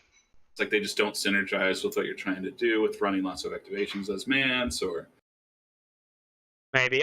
Honestly, I just view them as a bullet sponge. Like, if I'm going to run them, they're a unit I put out and say, look, you can't charge my infantry that's actually going to do all the work. Here's just a big lump of meat that you're going to try and kill first. And they're if they had a cav maneuver, I think. Yeah, you know what? Even if they'd be dangerous, I could see giants, and I think one of the few things that I would arguably like to see giants. I think a lot of people would be like, "That's ridiculous," but for savage giants, I would like to see them have not a cav move, but even if they could pivot when they activated. Yeah. So at least they could see shit and do something. You can't just walk around the side of them and then they go, oh no, shit. What do I do now? I'm a 5 movement, 7-point unit with a tiny little frontage that can't see jack shit. Fuck. I guess I'll turn round. Oh no, you ran away again. Oh, I better come over. Oh, I finally caught you. I did 6 wounds. Yay! Now you know how it feels to play Baratheons, Mickey. I already knew what it feels. This is why I don't play this shit. That Baratheon badge didn't earn itself. Yeah, I'm actually in agreement with ones like they just need a different attack ability. I like the idea of having this auto wound mechanic, but it's just bad. They should just have like 4 or 5 dice that hit on 3s, and then get an extra attack dice like Shaggy for every wound they're missing, or something like that. And then you go, oh, you did 5 wounds to a giant, it's on 1 health, and now it's rolling like 11 dice, and you go, yeah, fuck you. Serves you right for not killing me, because that's what he does anyway. They've tried a couple times to do this. The more a unit gets hurt, the more shit it gets. Whether this was old stag champs or stag knights used to gain keywords for each rank they're missing, or current Starks getting more as they go down in ranks, and even giants as they gain wounds. And I just don't think it's ever been good. The Varamir Shaggy stuff is good because the wounds are low and the attack's okay. The thing is with these guys, it's like an all or nothing, right? Either, oh yeah, you did a couple of wounds to this guy, and this guy suddenly starts cleaving you, and it's like, shit, I just lost like D3 plus 4 wounds from 1 dice roll that I can't interact with, like aside from a weaken token. That's nuts. And then on the other side, I'm like, yay, I did D3 wounds. Great. I'm so glad I paid points for 7 points of this unit. And the thing is, like, holding objectives, solos aren't good at holding objectives in a lot of game modes at the moment. You know, and the big killer, sure, like, they got buffed to 5 morale, but 5 morale is not even that good in the game at the moment, because everything that matters runs 5 morale anyway. As we see the arms race between morale modifiers and morale values. Yeah. To where 6 is now bad morale. it's unlikely you'll ever one-shot them. You need to do 4 wounds through the double hit and then fail the panic for crit, or 2 damage, with the maximum they can take. But like, anything that's worth its salt will do wounds to you at the end of a round, and then open the next round with more. Or it just won't do any wounds to you at all. So, yeah. No, giants are bad. Bone Lord's Chosen up next. I like them as a piece to run against players who I think I can beat if I want to run worse stuff, right? Tabletop. If I want to take my free folk along to games day and one of the newer players runs on the board, or one of the players who's not as good wants to play up a matchup, I might run Rattleshirt Commander in Bone Lord's Chosen and play a little bit of a meme list and be like, haha, this, I'll play the kind of hero unit that walks around and does all the work, right? Against good players, you're not allowed to get away with that. It just doesn't work. And Rattleshirt Commander's not good. So you don't run Rattleshirt Commander. And then you're saying you need to run... This is a 9-point unit with Rattleshirt 2-point attachment in there. Sure, it's Horrific Visage. It's Intimidating Presence. You've got Spread Fear. You've got Prey and Fear. All of this tech that's lovely at working together really well that you have to run when running this unit. But at the end of the day, I'm like, but I'm still just a 5 armor, 6 morale unit at 7 or at this point 9 points. You're just gonna kill me. Like, this unit defensively is not that dissimilar to Pyromancers. Would you put it at the bottom of the unique guard units? I think Kingsguard are a better unit than their package gives them because Joffrey's just so shit. Rattleshirt does synergize really well with the Bone Lord's Chosen. So, like, that is a positive thing. I think that's really good. But, like, yeah, I don't think they're as terrible as the overall package of Kingsguard being. You are not going to see Bone Lord's Chosen in a good free folk top tier list. Ever. No. Like, it's just a bad combo. And there are the memes. And if anyone's never seen the meme, you run this Bone Lord's Chosen with 2-point Rattleshirt going to 9 points. You put Harmer's Bannerman in them for 1 more point, taking you 10. And then you run Steer Commander, and you put Steer Commander for Iron Resolve and then Supremacy in this unit with Regroup and Reform. And they attack you, and they go, take a panic test with -3 for my ranks, and then -1 for Intimidating Presence, and +1 wound. You take a -4 +1, and then you whip out there's too many, and it's, hang on, that's a -7 +4. Shit! You lost a rank on the attack, and then they're unlikely to kill you on the attack, and you pop Steer's 10 Supremacy, and you go, now take another -4 +4 test. And you just go, you're dead. But that's not fun for your opponent. Like, it's one of those weird, it doesn't work against good players, but this is a list that actively plays into bad players. Yeah. What do you think, Kurt? I mean, have you ever played them against them? I don't think I have. I No. think, no, I have. Yeah. Like, once. And I just don't remember it that well. no, exactly. It probably had very little impact. You probably didn't give a care. Yeah. I think I remember it like being kind of, it was either that or the Weeper, and it was like, oh hey, free folk have some panic stuff they can do. And that was probably more a reaction to there's too many than the Bone Lord's Chosen. It was so long ago, it's hard to recall. That's fine. We'll move on to something you know a lot more about then. Oh. Baratheon. Oh. What should we do first? Your choice. You're the Baratheon man. Okay. Let's go with the Kingsman. Okay. Where do you want to put them? I'd say they're situational. Maybe you disagree with me, but I think they're... I think they probably have more play than Housebound and Bastard Girls in Baratheon. I think that they are situational. I think that's right where I would put them. Yep. Andrew Commander in them. is a classic combo, very popular.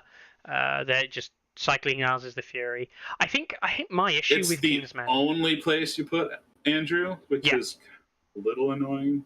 Yeah, the actual problem with Kingsmen is I don't think you ever see them run outside of Andrew. Like, they only work with Andrew particularly well. If I'm feeling spicy, I like to throw Dario attachment in them. Okay, sure. That's real Spice memes level, but like, Yeah. I still just don't think you run them over the other 7-point unit, the Queensmen. Yep. Who, Queensmen are good. I'm telling you, are better than Warrior Sons. The synergy. I don't disagree. Yeah. The synergy within the faction's insane. Like, yeah, they're phenomenal. Who hasn't seen Queensmen in a Stannis side tournament winning list as of late? And in terms of to the last, Queensmen do it better than Kingsmen do. Yep, the +1 morale. You know, the Stannis Iron Resolve doesn't synergize that well with the Kingsmen side stuff. Like, there's no real like bonuses there. And yeah, is that because Queensmen are so much better compared to Kingsmen? Basically, yes. Yeah. Kingsmen have one synergy, and that's where they get play, and they're not bad. They have one synergy with the worst commander in the faction. Yeah, or that side of the faction, right? And Queensmen have got the best synergy. I think Andrew's slowest in on Renly's side. Maybe, yeah, that might be true. We could check, but doesn't really Evan's saying they may be better than Swarm Brothers.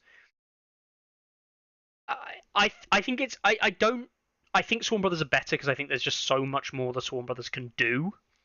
But I do think if we're talking about like Swarm Brothers are one of your best aggressive infantry armor breakers, and I think Queensmen are one of your best defensive units in the game. Queensmen are innately more defensive, and then are kind of comparing offense to defense. I think that arguably offense is more valuable than defense is in this game. Yeah. I think they're both kings of the. I think they're both kings. I think a lot of Queensmen value comes from almost from being like a support piece. Like both Kingsmen and Queensmen are kind of support pieces in that they go and they get cards. And talking about this in context of the faction, Stannis side does not have a card drafting NCU. No. Still to this day does not have one. I always thought Melisandre should be a card drafting NCU instead of this what we consider negative play experience panic bomb from the sky, but she isn't. So I thought maybe Davos would be a card draw NCU because he learns how to read. He isn't. I love Davos. I'm not going to say like change Davos, but we haven't had that tool anywhere else yet. No. So this is our kind of like makeshift version of ability to go get cards. And it's a good set of cards. You know, it tokens is. It used to be bad, but now it's good because they buffed justice and conviction. Yeah. Look, people saying, you know, they're better than Swarm Brothers or whatever. For me, I think they are both very similar. I think they're both, like, from what we understand so far, I would say both are best in role. Swarm Brothers are probably the best armor cracker in the game at 7, and I think Queensmen are the best defensive infantry unit at 7. I don't think, you know, the only other one up there is Hunters, who are the best lawnmower at 7, right? These are the best units pretty much at 7. They are borderline the best infantry units in the game. I'm not going to sit here and take apart which one fits like Baratheon.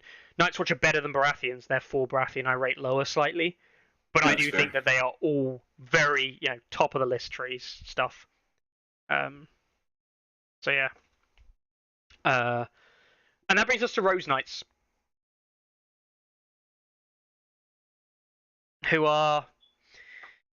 You don't want to put them in bad, but you kind of want to put them in bad. Yeah, Rose Knights annoy me, because Rose Knights... Well, you're a Baratheon player. Do you ever call them 7-point wardens? We used to call Queensmen 7-point wardens. Yeah. Back before they got buffed. Rose Knights are kind of now the new 7-point wardens. They lost, what was it, Dauntless? Yes. They They have and they to pay suffer for the it same. They suffer the same problem giants suffer, which is if you don't hit them, they don't do shit. Yeah, 7 dice on 3s is fine. Like 7 dice on 3s is Yeah. what, like everything runs at 7 points. The problem is they don't really they don't do anything There's else. nothing extra.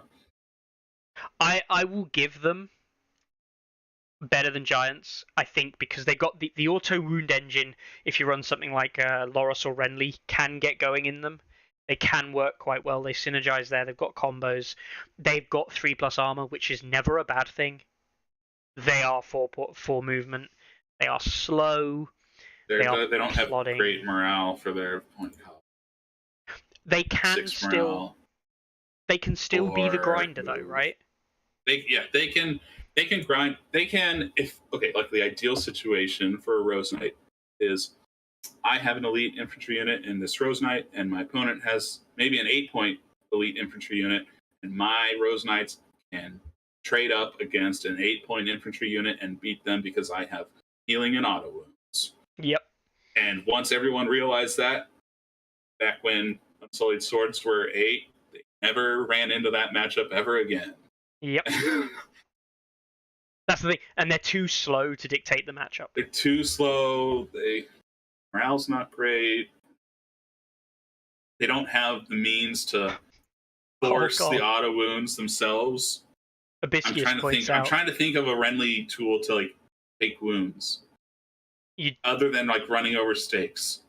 You don't have anything easy. I don't think. Auspicious points out. Melisandre's Stannis side. Right.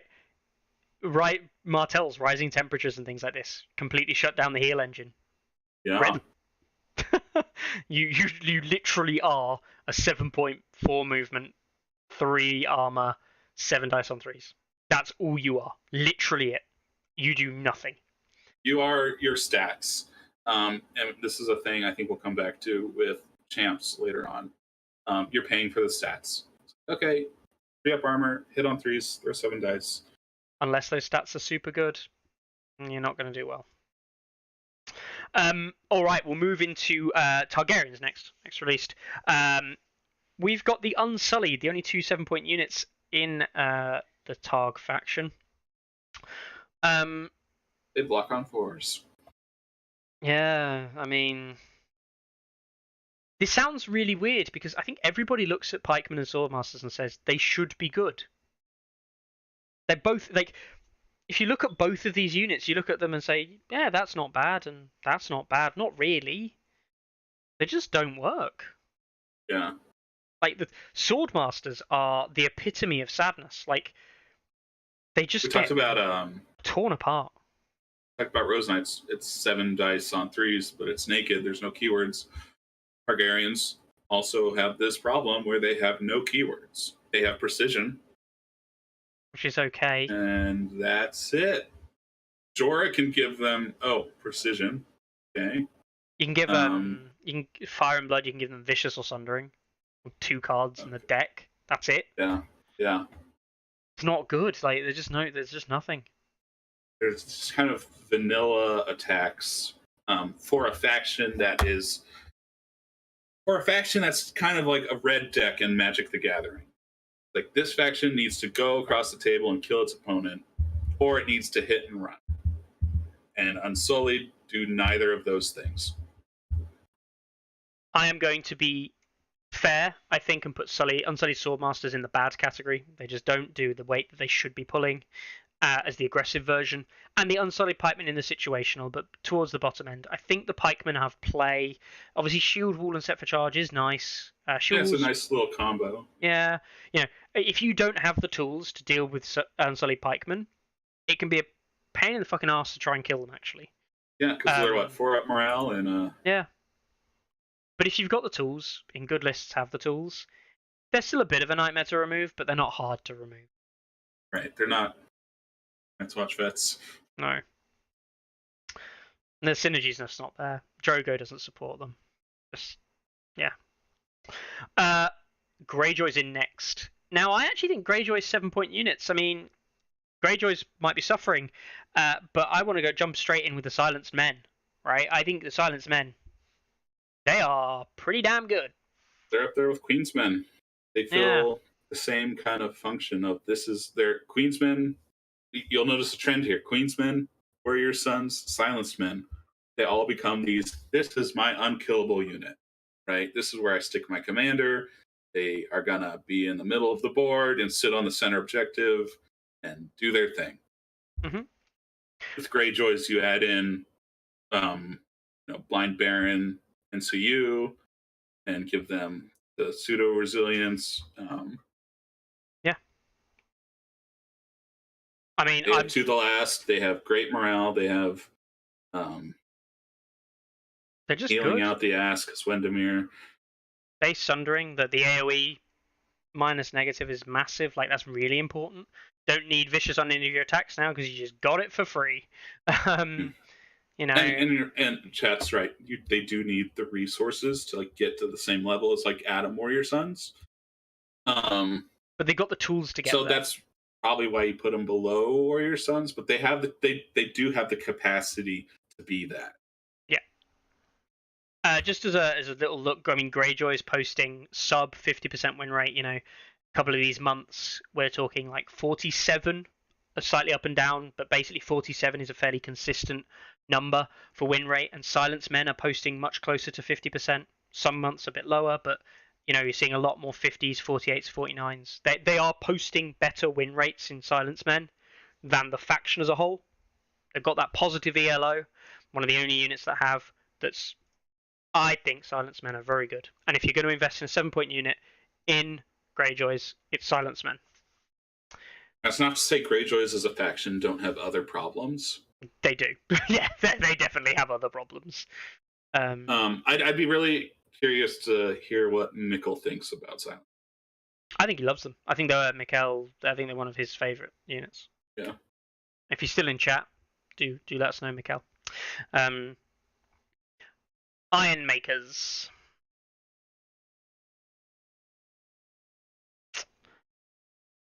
I don't know. I actually think Iron Makers are probably okay. I think they're situational. Yeah. You can get 2-up armor saves. You have to invest resources to do it. And big rip if it gets switched off. They don't have the free cav maneuver like champs do. They don't have the morale that champs have. And as well, you can throw Asha in them to get them buffed up morale, but then you're throwing additional resources, and they're not 7 points. Asha Commander is about the only place I see Iron Makers still doing work. Maybe with Balon as well. Balon can do work with like an Iron Maker unit. Yeah, I'm going to put them in the mid tier here. I think they're probably on a par with Kingsmen in terms of situational.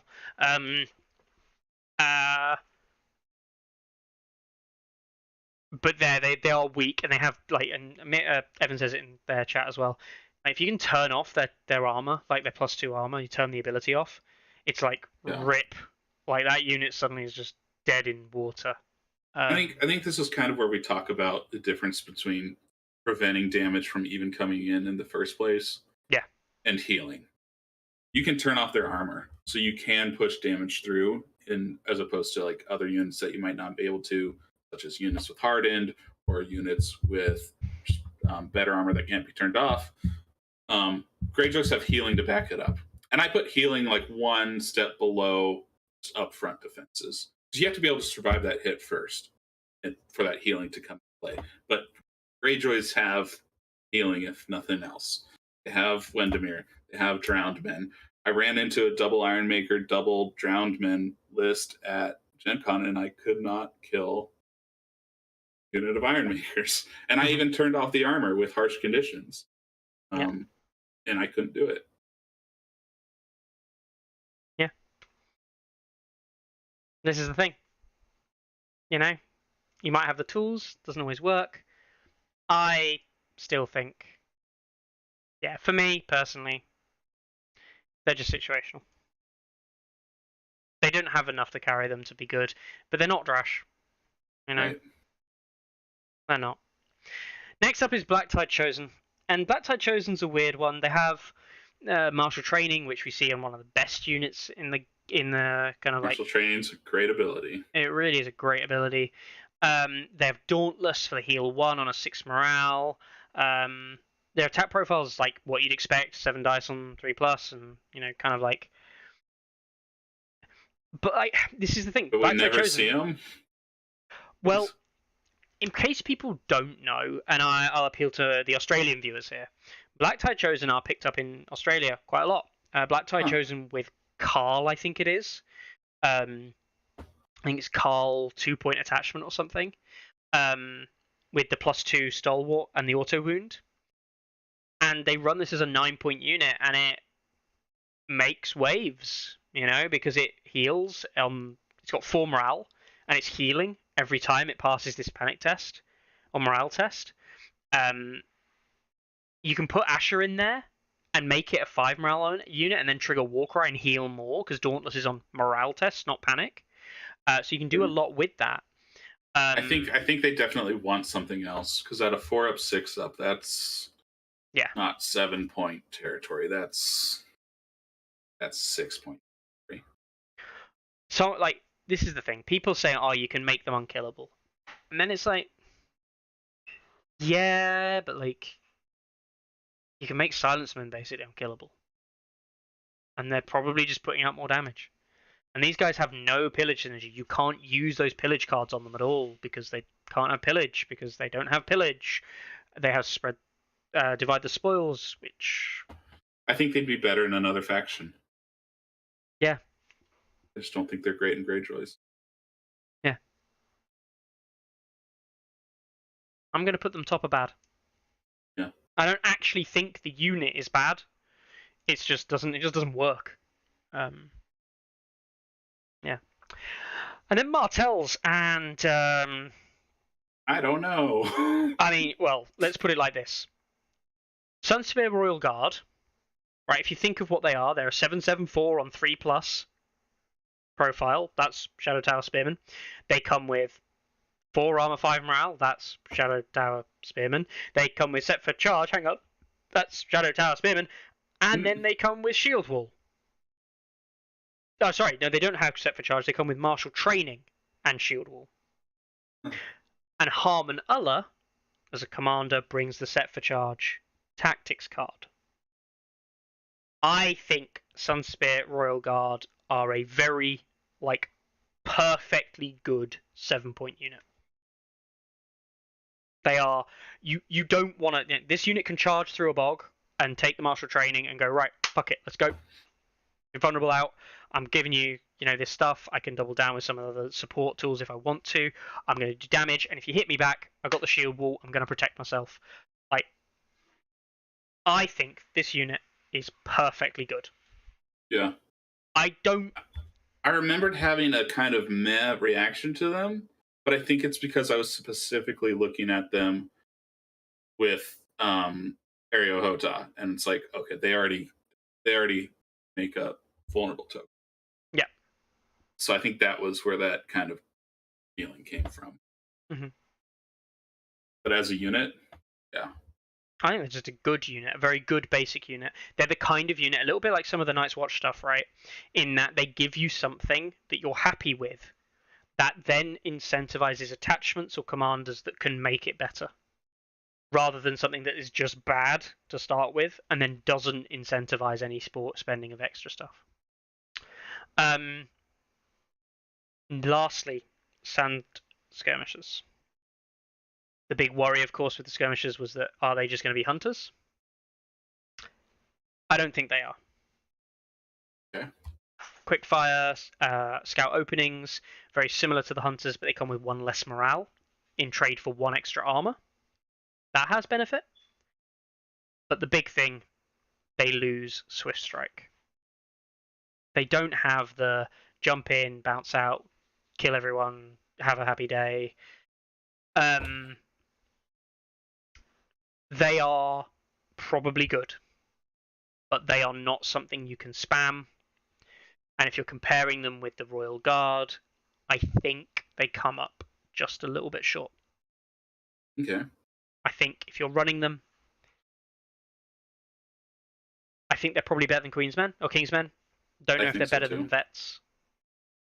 But yeah. Yeah, I think that's a good spot for them. I think you can make them work, and they can be very good.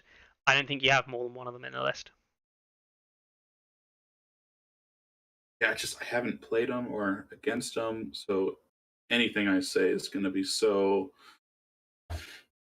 minimal experience with them. They don't have the problem is Martells don't have a huge amount of sustain. Yeah. And you're still a relatively squishy unit. So yeah. Oh, they're only 4+ in melee. Yeah, whereas that was the Ranger Hunters are 3+ in melee. Yeah.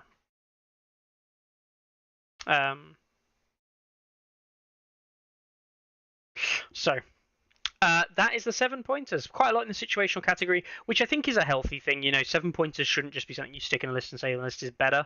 But I think we've been generous to some of those, like the Savage Giant, I think is in there because, it's a tank. It can tank a lot of hits from a lot of things. And some factions find it difficult to remove. And we were a little generous to probably Giants and maybe even build a Crossbowman. But I think they have a place. Yeah. Like, the thing is at 7 points, I don't expect to see Mormont Bruisers in good lists. I don't expect to see Brigands in good lists, Dervishes in good lists, Vanguards, Spearmen, Bone Lords, Swordmasters Chosen. None of these things are appearing in lists at events. Never mind even good lists, right? These things just simply shouldn't be appearing in lists. They're not good. Whereas at least the other ones can appear in lists.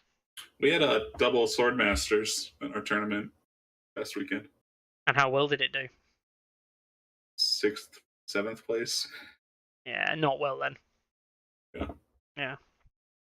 So it was 12. Was it 12 man that you played? 11. 11. An odd number, right, okay. which was. So yeah, bottom half, which I know is player more than list based, but yeah. Okay. And now we move on to, that's only 3 and 60. That was an hour, give or take. Should we move on to 8 points and get them done in 45 minutes? All right, we'll try. This is quite the episode. They always are. 8-point units. There are less of these, and we can kind of do a few of them together. So we'll start off with neutrals. We've been fairly consistent with this. An 8-point neutral unit that's pretty good. Blade Men? Blade Men, yeah. I think they're good. They're good. If anyone knows, most people here will know Sir Jacob of Glace. He said earlier on in the stats channel, Flayed men are bad in a lot of lists. Like in Martell's, they're just bad. To which I responded with, that's pretty controversial opinion. What makes them bad in Martell's? Well, then his next line probably encapsulates this the best. To be fair, I absolutely do not know how to play Flayed Men. Now, he's a free-for-all player, right? And I was like, well, there you go. That's where you think it. And then Littlefinger, Dean, absolutely just nails exactly what Flayed Men are. You just smash into shit and watch it die. Or you tie shit up and watch it die.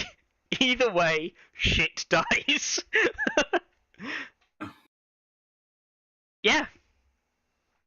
There any other? Oh, there is one other neutral. There is another neutral.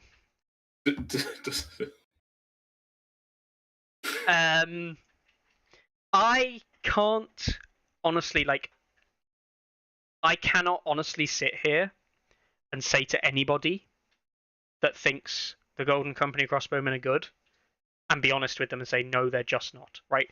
Yeah. Like, people say, oh, but I use them really well. I'm getting use out of them. And I go, I don't care. They are objectively bad. Like, I think, the one thing they have going for them is Sentinel. Yes.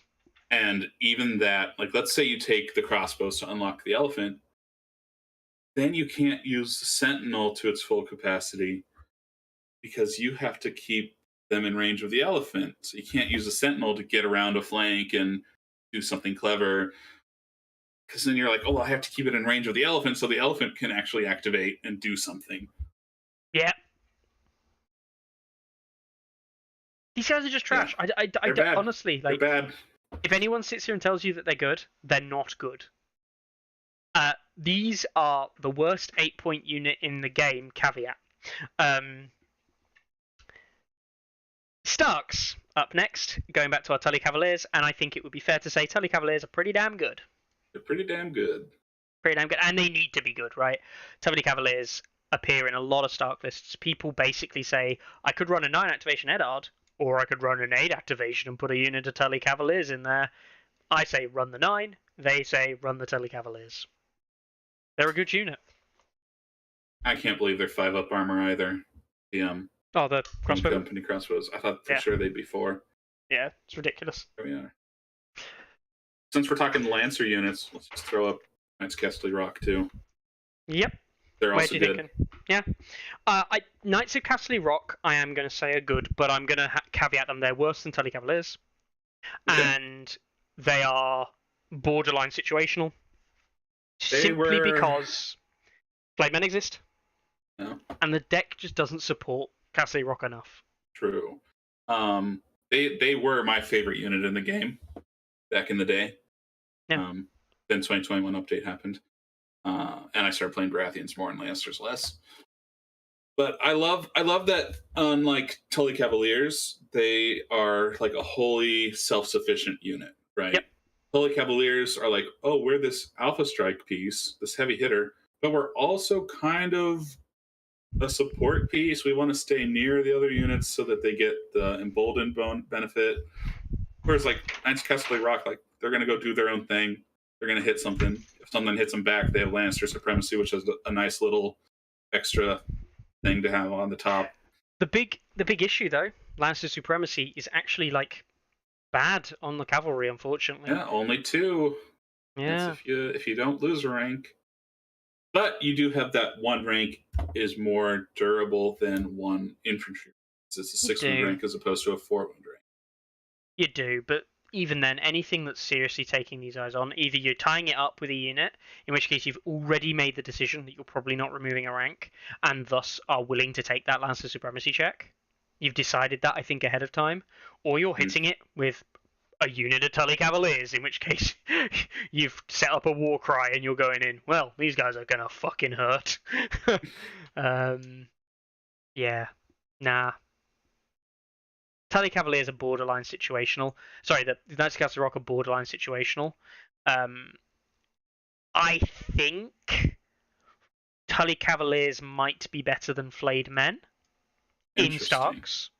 In Starks. You know, if you're going to run it, you probably run Tully Cavaliers, maybe 2 Tully Cavaliers instead of 2 Flayed Men first, I think. I think if you're going to run a one of, it's the Flayed Men.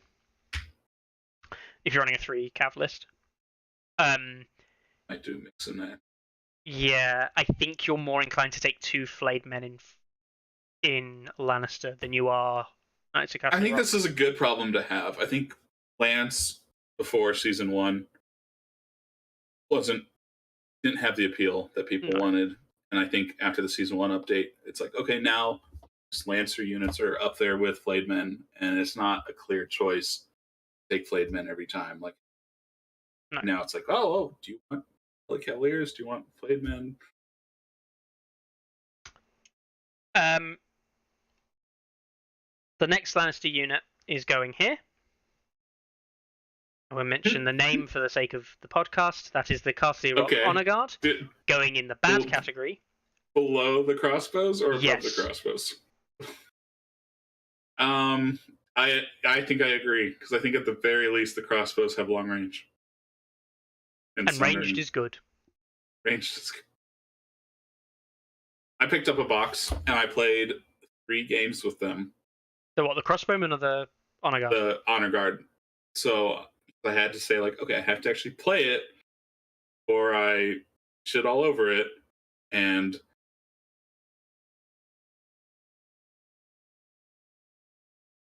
it didn't do anything. Yes. I even had, like, you know, the perfect situation where I had an enemy with all 3 tokens on. Did the setup, and it's like, this isn't hitting any harder than Warrior Sons would hit. Mountains Men. What am I spending these points on? Like, they're just shite. So bad. Some people have been saying that they're good and they're getting play out of them. No, I refuse to believe Where? that. Who? Like, Tell me their name and I'll tell you who's a liar. they're just terrible. Please, for the love of God. I mean, me and Carlo spent a long time talking about just how bad these guys are.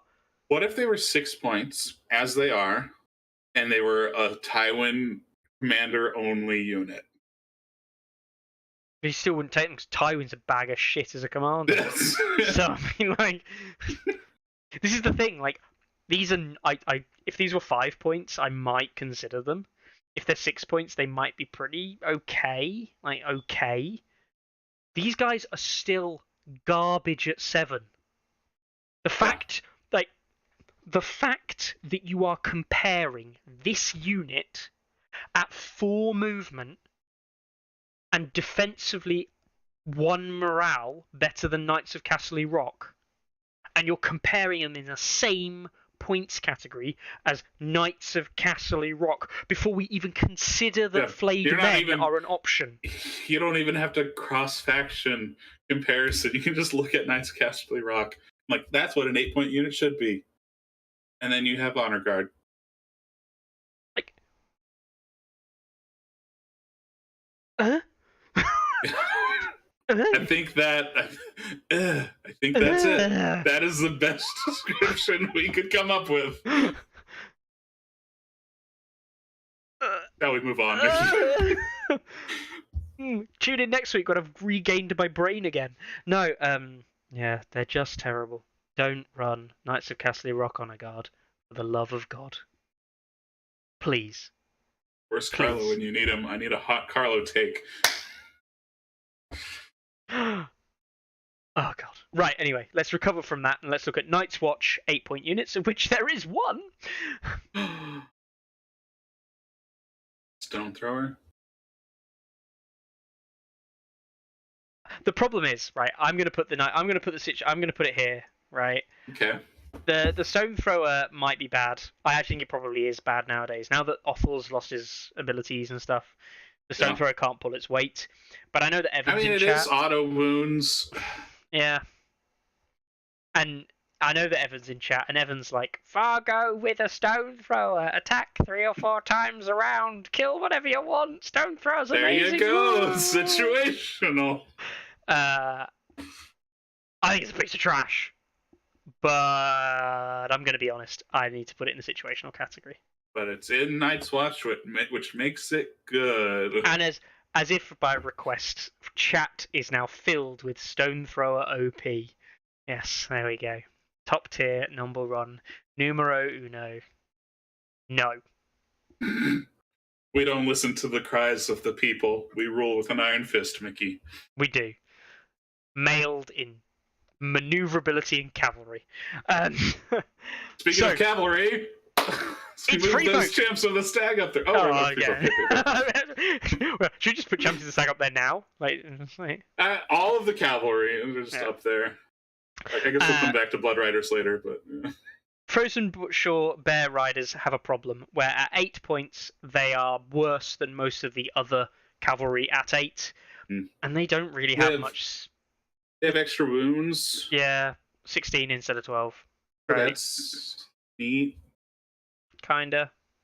Yeah. They're situational. Yeah. They're above Stone Throwers. We'll say that. The problem with the Frozen Shore Bear Chariots is actually like they only really synergize with 1 commander, 2 commanders if you count Rattleshirt and the Great Walrus. They're just not better than what you're running at 4 points in the likes of Chariots and Raiders and Trappers to do what you need to do. They need your grit to be even better. They have a range attack, which is basically pointless. They are not a good unit. They don't work. They don't synergize with the faction. Sorry. I'm going to put them down into bad. Okay. I would never run them in a competitive free throw list. Ever. At the current time. Whereas the next unit, I think is good. And I think it's 1-1. I think he's good enough to run. I think he's really... think he's situational actually for free folk, but he's top end. I don't think you run 1/1 in every list. I think Tormund Raiders does the job better for the Warcry aspect, and then there's other tools that give you crit blow sundering and stuff like that. But 1/1's not bad. 1/1 in a giant list is almost a necessity. And then you move into technically the special one because he's not 8 points, he's 9, the only 9-point unit in the game. Mag the Mighty. He's going to go with the 8-point units though. He's pretty fucking good. Yeah. I actually think that Mag the Mighty, I mean, he's a 9-point unit. He should be good in the 8-point category. But he's probably one of the best units in the game. Flat out. He has counters. He gets killed. But, yeah. Boy, does he hit hard. He is the definition of all random deathmatch, run it down mid. I'm going to run Mag at you, and unless you have a solution, he's going to kill at least one unit. And that unit that he kills is... It doesn't matter what it costs. Like, there's... Aside from Adam Warrior Sons, which it finds very difficult to deal with, it basically kills literally any point value unit in the game. Yeah. Bob one-shot full health unit of Rose Knights with Mag at Gen Con. So... That's a thing. Tells you what you need to know. Yeah. I'm guessing he did it with Crit Blow or There's Too Many. So one of those. I don't know. I'd have to ask him. Yeah. And then we move on to Baratheon, and you get the lovely Champions of the Stag, which you've already mentioned. Champs OP, best unit in the game. I do think they're probably better than Flayed Men inside Baratheon. I think... Okay, so I'm biased. I think they fulfill different roles. I think they're both great at what they do. They're great at being a tanky unit. They're even pretty decent offensively now that they get those vulnerable tokens when they're engaged. They really want... What puts them over the top is the battle endurance or the tactical approach. And if they don't have those...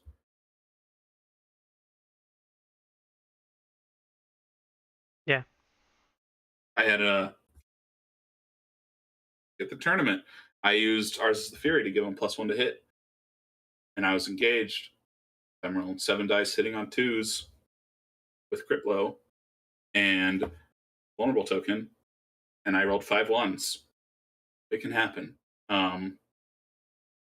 For a unit that's grindy, that in a faction that doesn't have access to rerolls while engaged, they can only get rerolls from charging. They're still limited. They're still, we could talk about force speed. Yep. You can talk about auto wounds existing. You can talk about you're paying 8 points, so activation advantage is not possible. But I can't say they're not good. Great. Yeah. But I don't think they're OP. No, I don't think they're OP. The problem is at 8 points, these kinds of units should be good. Mm-hmm. And they all have weaknesses, and they all have ways of catching them out and beating them. I think if you... Look, Champions of the Stag, again, like a run it down mid type unit. It's just going to walk down at you. You can't just walk around its flank easily. It can turn around and hit you. It has a free maneuver, yeah. You don't just think you can just kill this unit by taking it on head-on in a fight. Because it just wins most brawls. If you do that, you're going to have a bad time. But out-activate it, get into its flank, charge it in the flank, tear it to shreds. I said it last week. I saw Dan play against Carlo the other week, and Dan just had a unit of Cranagman trappers walking away from a unit of champions of the Stag all game, and it was doing shots, forcing tests, and it would roll 3 or 4 dice, and nearly every single time it was rolling a 1. Just 1 wound. Then it was having to do a panic test, and it was failing them. I saw a 5-point unit. I think it had an attachment in it, maybe.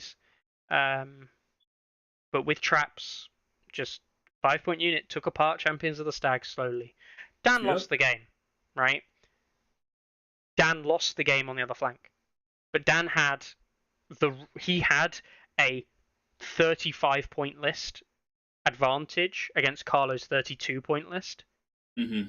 and on this flank he lost with Champions of Stag. The Champions of Stag scored a couple of victory points, but they died in the end, and they was not a great trade for Carlo. It was the fact that Carlo won on the other side of the board when he was in a points deficit that won him the game. And that's because it was 2 Stark Bowmen against 2 Lightbringers, and Lightbringers with the Splash Panic fucking ruined Stark Bowmen. So Yeah. Yeah. Stark bows need 5 up armor at least. Yeah. 6 up. So yeah, Champion Stag really aren't OP. They just have different tools to take them on. They have different tools and different weaknesses. Yeah. I think people just aren't accustomed to, like we've talked about it, almost every single anti-armor unit in this game. Pyros, Great Axes. Yep. Fucking Stone Throwers. They're just not these popular units right now. No. And I can't blame someone for not enjoying a unit or not wanting to run a unit, but if you know that you're likely to see champs and then you're opting not to take your tools that can adequately deal with champs, then I don't have anything for you. Yeah. Rip. Moving on. Stag Knights. Stag Knights. I am going to be very generous here. Like, the Giants are a little bit... Like, I don't think the Giants are that good. We talked about it before because they don't have the free maneuver. They're too easy to get around and things like that. But they just do a lot for what they do. Stag Knights, I am really borderline going to put them in the bad category. Okay. They work well with Elden and other things where they just become unkillable units of mass that walk down the middle. They don't drop off. They get better and better and better. But the simple fact of the matter is that, like, they can be killed. There are ways of killing them. Yeah, they can double tap them. Yeah, they can be got around the flanks and the rear relatively easy. 4-up saves. Yeah. 5 morale, which is like bog standard nowadays. Like. Yeah, I mean they should be 5 if they're an 8-point unit. They're gonna be like an elite unit. Mm-hmm. But they suffer that. I talked about this earlier in the episode. For anyone that stuck around this long, they telegraph. Your opponent knows roughly how far they can move. You know when their abilities kick in. You know if you can decide, am I going to blow this unit up before they get ramped up, or am I going to avoid them? And they really don't hit that hard until rounds 5 and 6. Yeah. You know. Yeah, I don't know. We'll see. I say we'll see. I don't think Stag Knights are good. I don't either. The cav movement is just so important at 8 points. Well, if you're gonna take an 8-point infantry unit instead of a cavalry unit, it needs to be a fucking great infantry. And don't get me wrong, Stag Knights are nearly there. But the problem is, like, when do you see that, like, they basically only get run specifically with Elden. Mm-hmm. They don't appear in the Courtney version of the list because you're better off just putting Courtney and Wardens and giving more actions to Champions of the Stag. Yep. They don't appear in the Loris side because Loris likes the Thornwatch style stuff. And they're 5 movements, not terrible. No. Fast for Baratheons. Yeah. But yeah, I think Loris would rather have. Yeah. Targaryen. Now, Targaryen, we have the dragons, and I'm just going to straight up say that the dragons are not bad. Rhaegal's the best one. I don't even know anymore, man. Dragons are anti-armor pieces, and they're not good against the one faction where armor matters. They're okay against Baratheon. They don't hit hard enough. No. It's old Pyros. Old Pyros being capped at 6. And dragons do how many? It's ranks +1? Ranks +1. So 3. not a cav unit. Followed by a Or- vicious panic test, Yeah. which for most things is testing like what takes them from 5 or 6 to like 7, 8.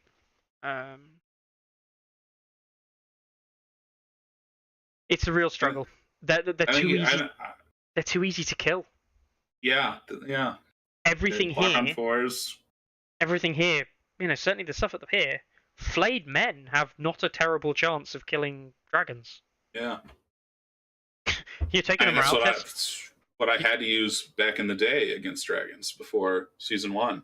Taking a morale test at -3. Men and suddenly testing on a 5, and you're taking +1 wound, like that's perfectly available. Like, yeah, I mean, precision will still fit. yeah, Even if they have fire made flesh. I think the changes to mod should have been it, and they should have left the dragons alone, which is like blasphemous for a Baratheon player to say. But they're not a solid. They're not a viable option, right? You don't see them anymore. They're not viable. I don't think that they're. We see dragons in a one-of, right? And we've seen let's just remind people. Maybe and this is like now we're pitching ideas out. Give them 6 attack dice, hitting on 3s, and those are auto wounds. So make them like pyros, but they're more mobile than pyros. Mother of Dragons in all of season 1 has seen a total of 60 games. I think I've played more than 60 games in season 1. What's her win rate? The average win rate, it fluctuates. For season 1, 45%. There's some months where it's really high, but like overall win rate, because it's low number of games, like 5 games, and she won 4 of them that month. Like that's just terrible. Why is someone getting played 5 times in a month? She's on a downward decline. Net. Yeah. Dragon not good. Dragon not good. Killed by Lash Out. Yeah, there's all kinds of other things that just fuck them over. Oh man. Yeah, we can put him bad, but Rhaegal is the best one.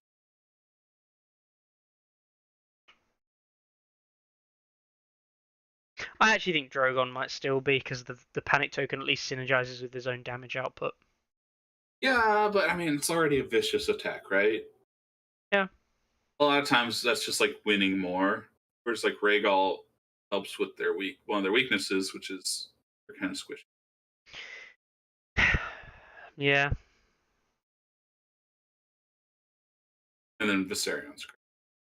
Viserion should be better because it feels like it should support the other units, but you just don't give a shit because you've just lost the other hard hitters. All right then. Drogo's Blood Riders. Well, people were really upset with our Screamer placement earlier, but Screamers hit harder than Blood Riders.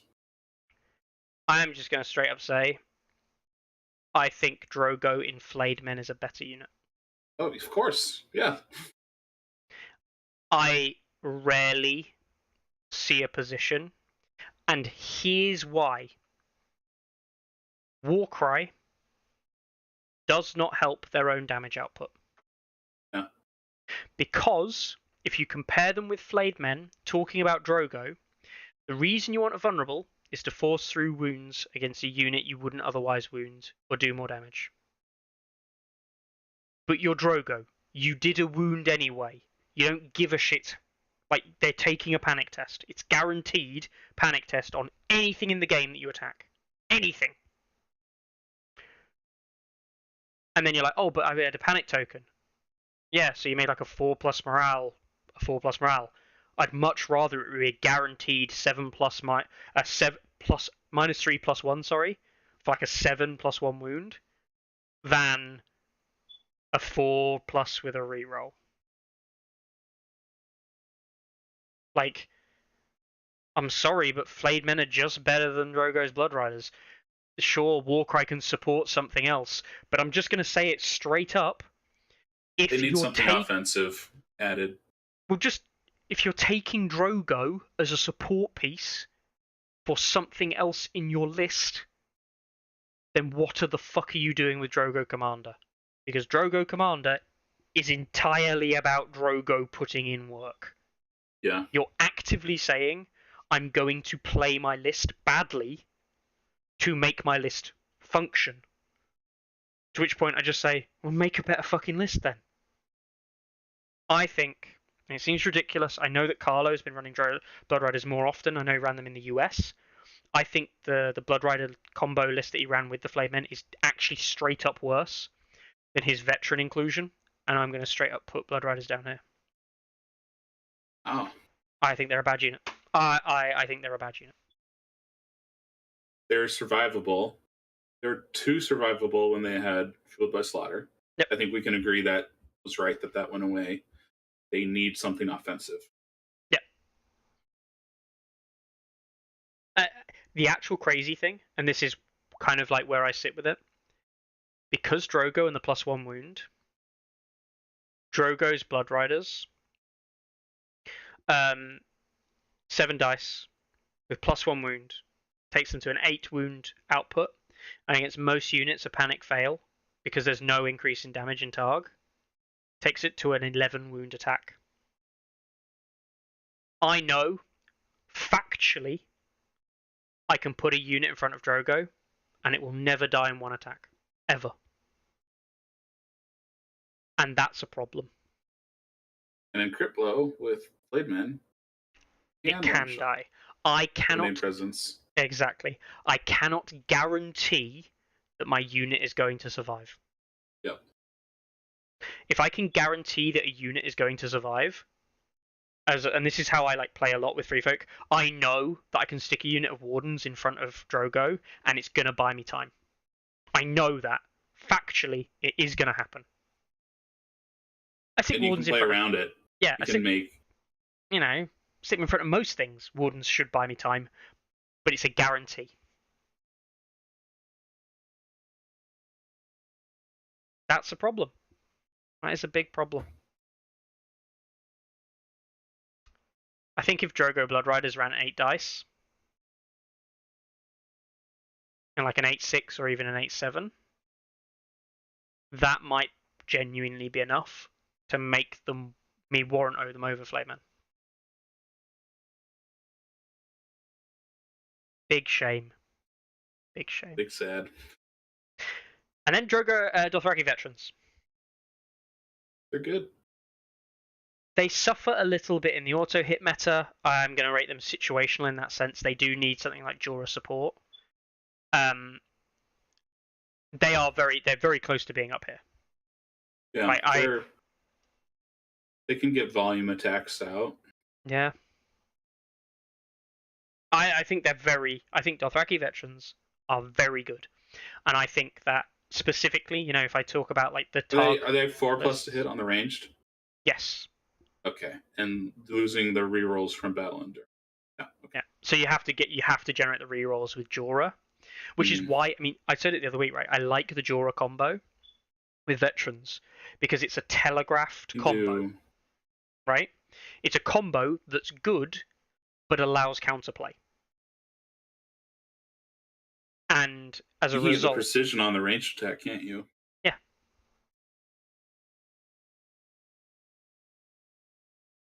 Yeah. But that's it. That's purely it. That should be happy we advocated pretty hard for Targaryens this episode. I know, right? I do think Targaryens are in a difficult spot.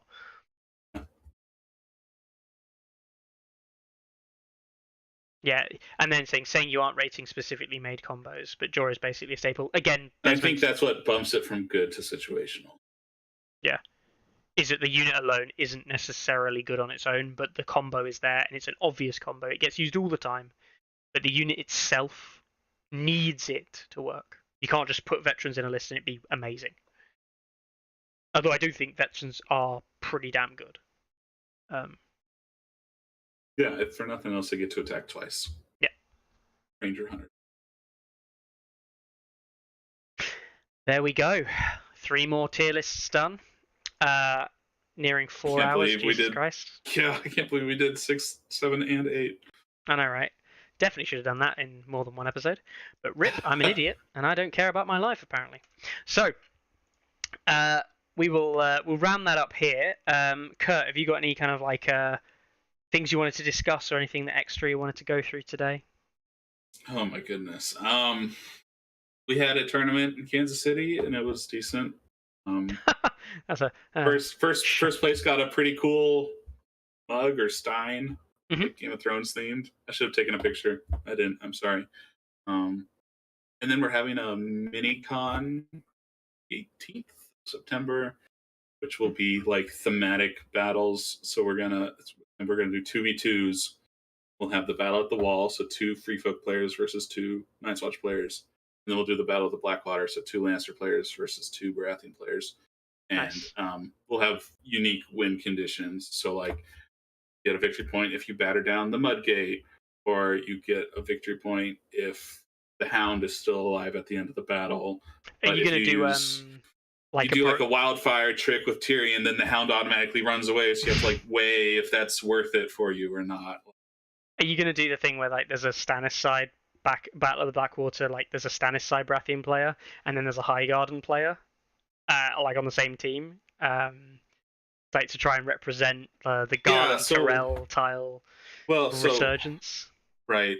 We were talking about that, like what would be the best combination of commanders, right? Yeah. So Stannis will be one of them.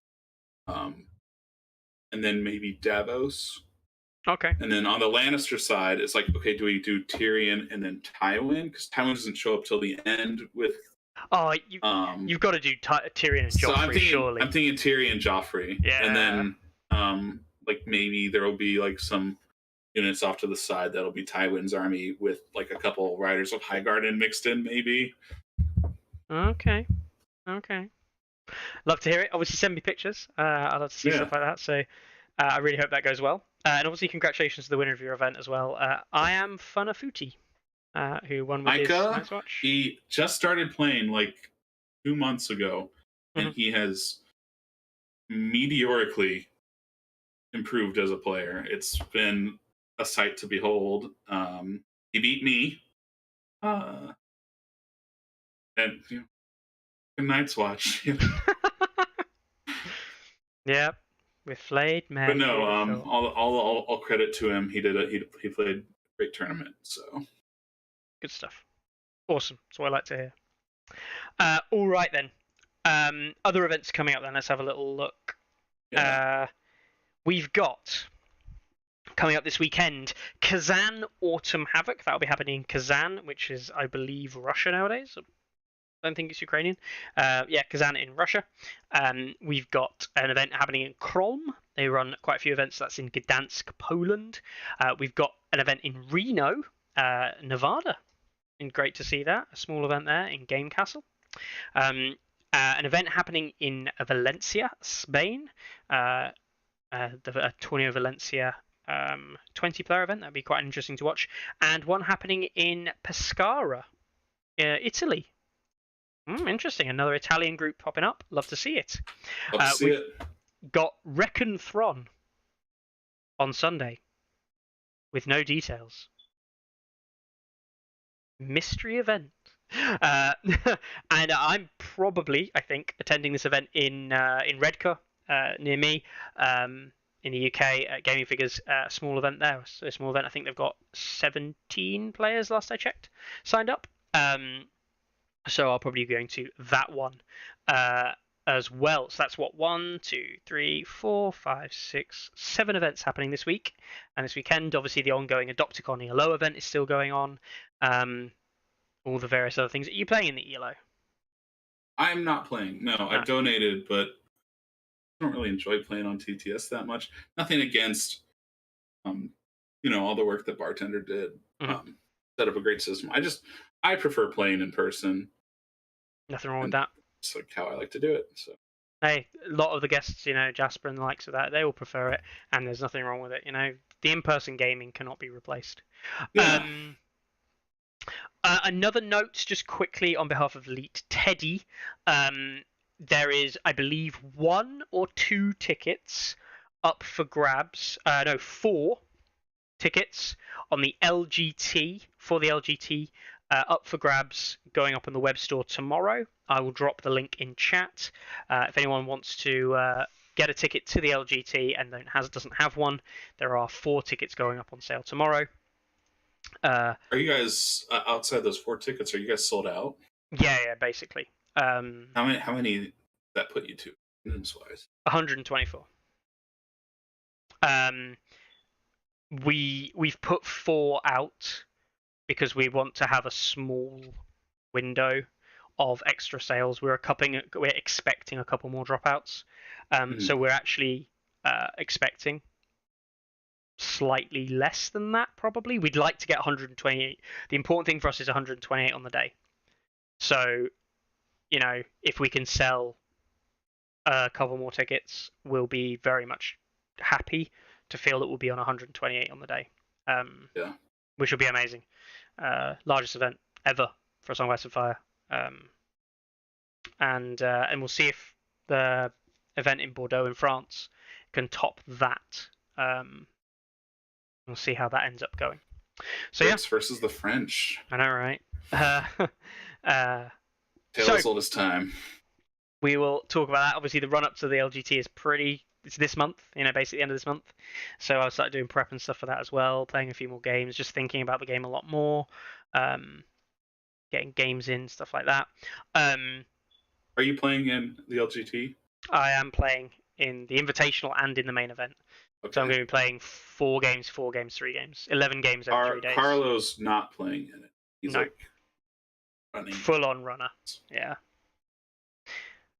No, 11 games over 3 days. It's going to be crazy. I'm looking forward to it, though. Really looking forward to it. Lots of things coming up to that. Yeah. Well, good luck to you, Mickey. Thank you very much. Well, I'm sure we'll talk between now and then. But yeah, appreciate that, Kurt. And we've got one last thing before we sign out for the day. It's an easy one. 0 pressure. Is it a 0? It might be a 0. Shall we have a little look at these boys? So, if anyone recognises the elk, this is actually... We've rated the elk before, I believe, on Tourney Ground. We've rated the elk before, but we've also got now a Cold Hands miniature model alongside it. This is from Pioggia, as he is on Discord. Absolutely lovely guy. And yeah, really keen on a lot of things. And running his events and really propping up his community as well, trying to get it off the ground. And he's done a great job there. And yeah, great to see him continue painting. Cold Hands for me, solid 0. Oh, solid 0. Yeah, I like how he's got the blue eyes for the elk. Mm-hmm. Yeah, it's a lovely, lovely piece. And with that, we'll be done for the week. Did it? We did it. It's only 3 hours and 57 minutes. Thank you, people who stuck around the whole time. I hope everyone enjoyed this episode. I think people enjoy this kind of tier stuff. Maybe Carlo will be back next week and we'll talk about something a bit less extreme, or maybe we'll talk about some more extreme stuff. I never know with Carlo. We'll find out. Never know. He can tear into all of our Lannister rankings that we got wrong. Yeah, they should all have just been bad. Thank you very much again, Kurt, for joining me. And obviously, thank you for having me. Best of luck in all your games and in the future. And we'll have you on again, 100%. And yeah, to everyone else, have a good weekend, enjoy your games, and take it easy. Ready? Aim! There's too many! Anyone see my mammoth? Stubby!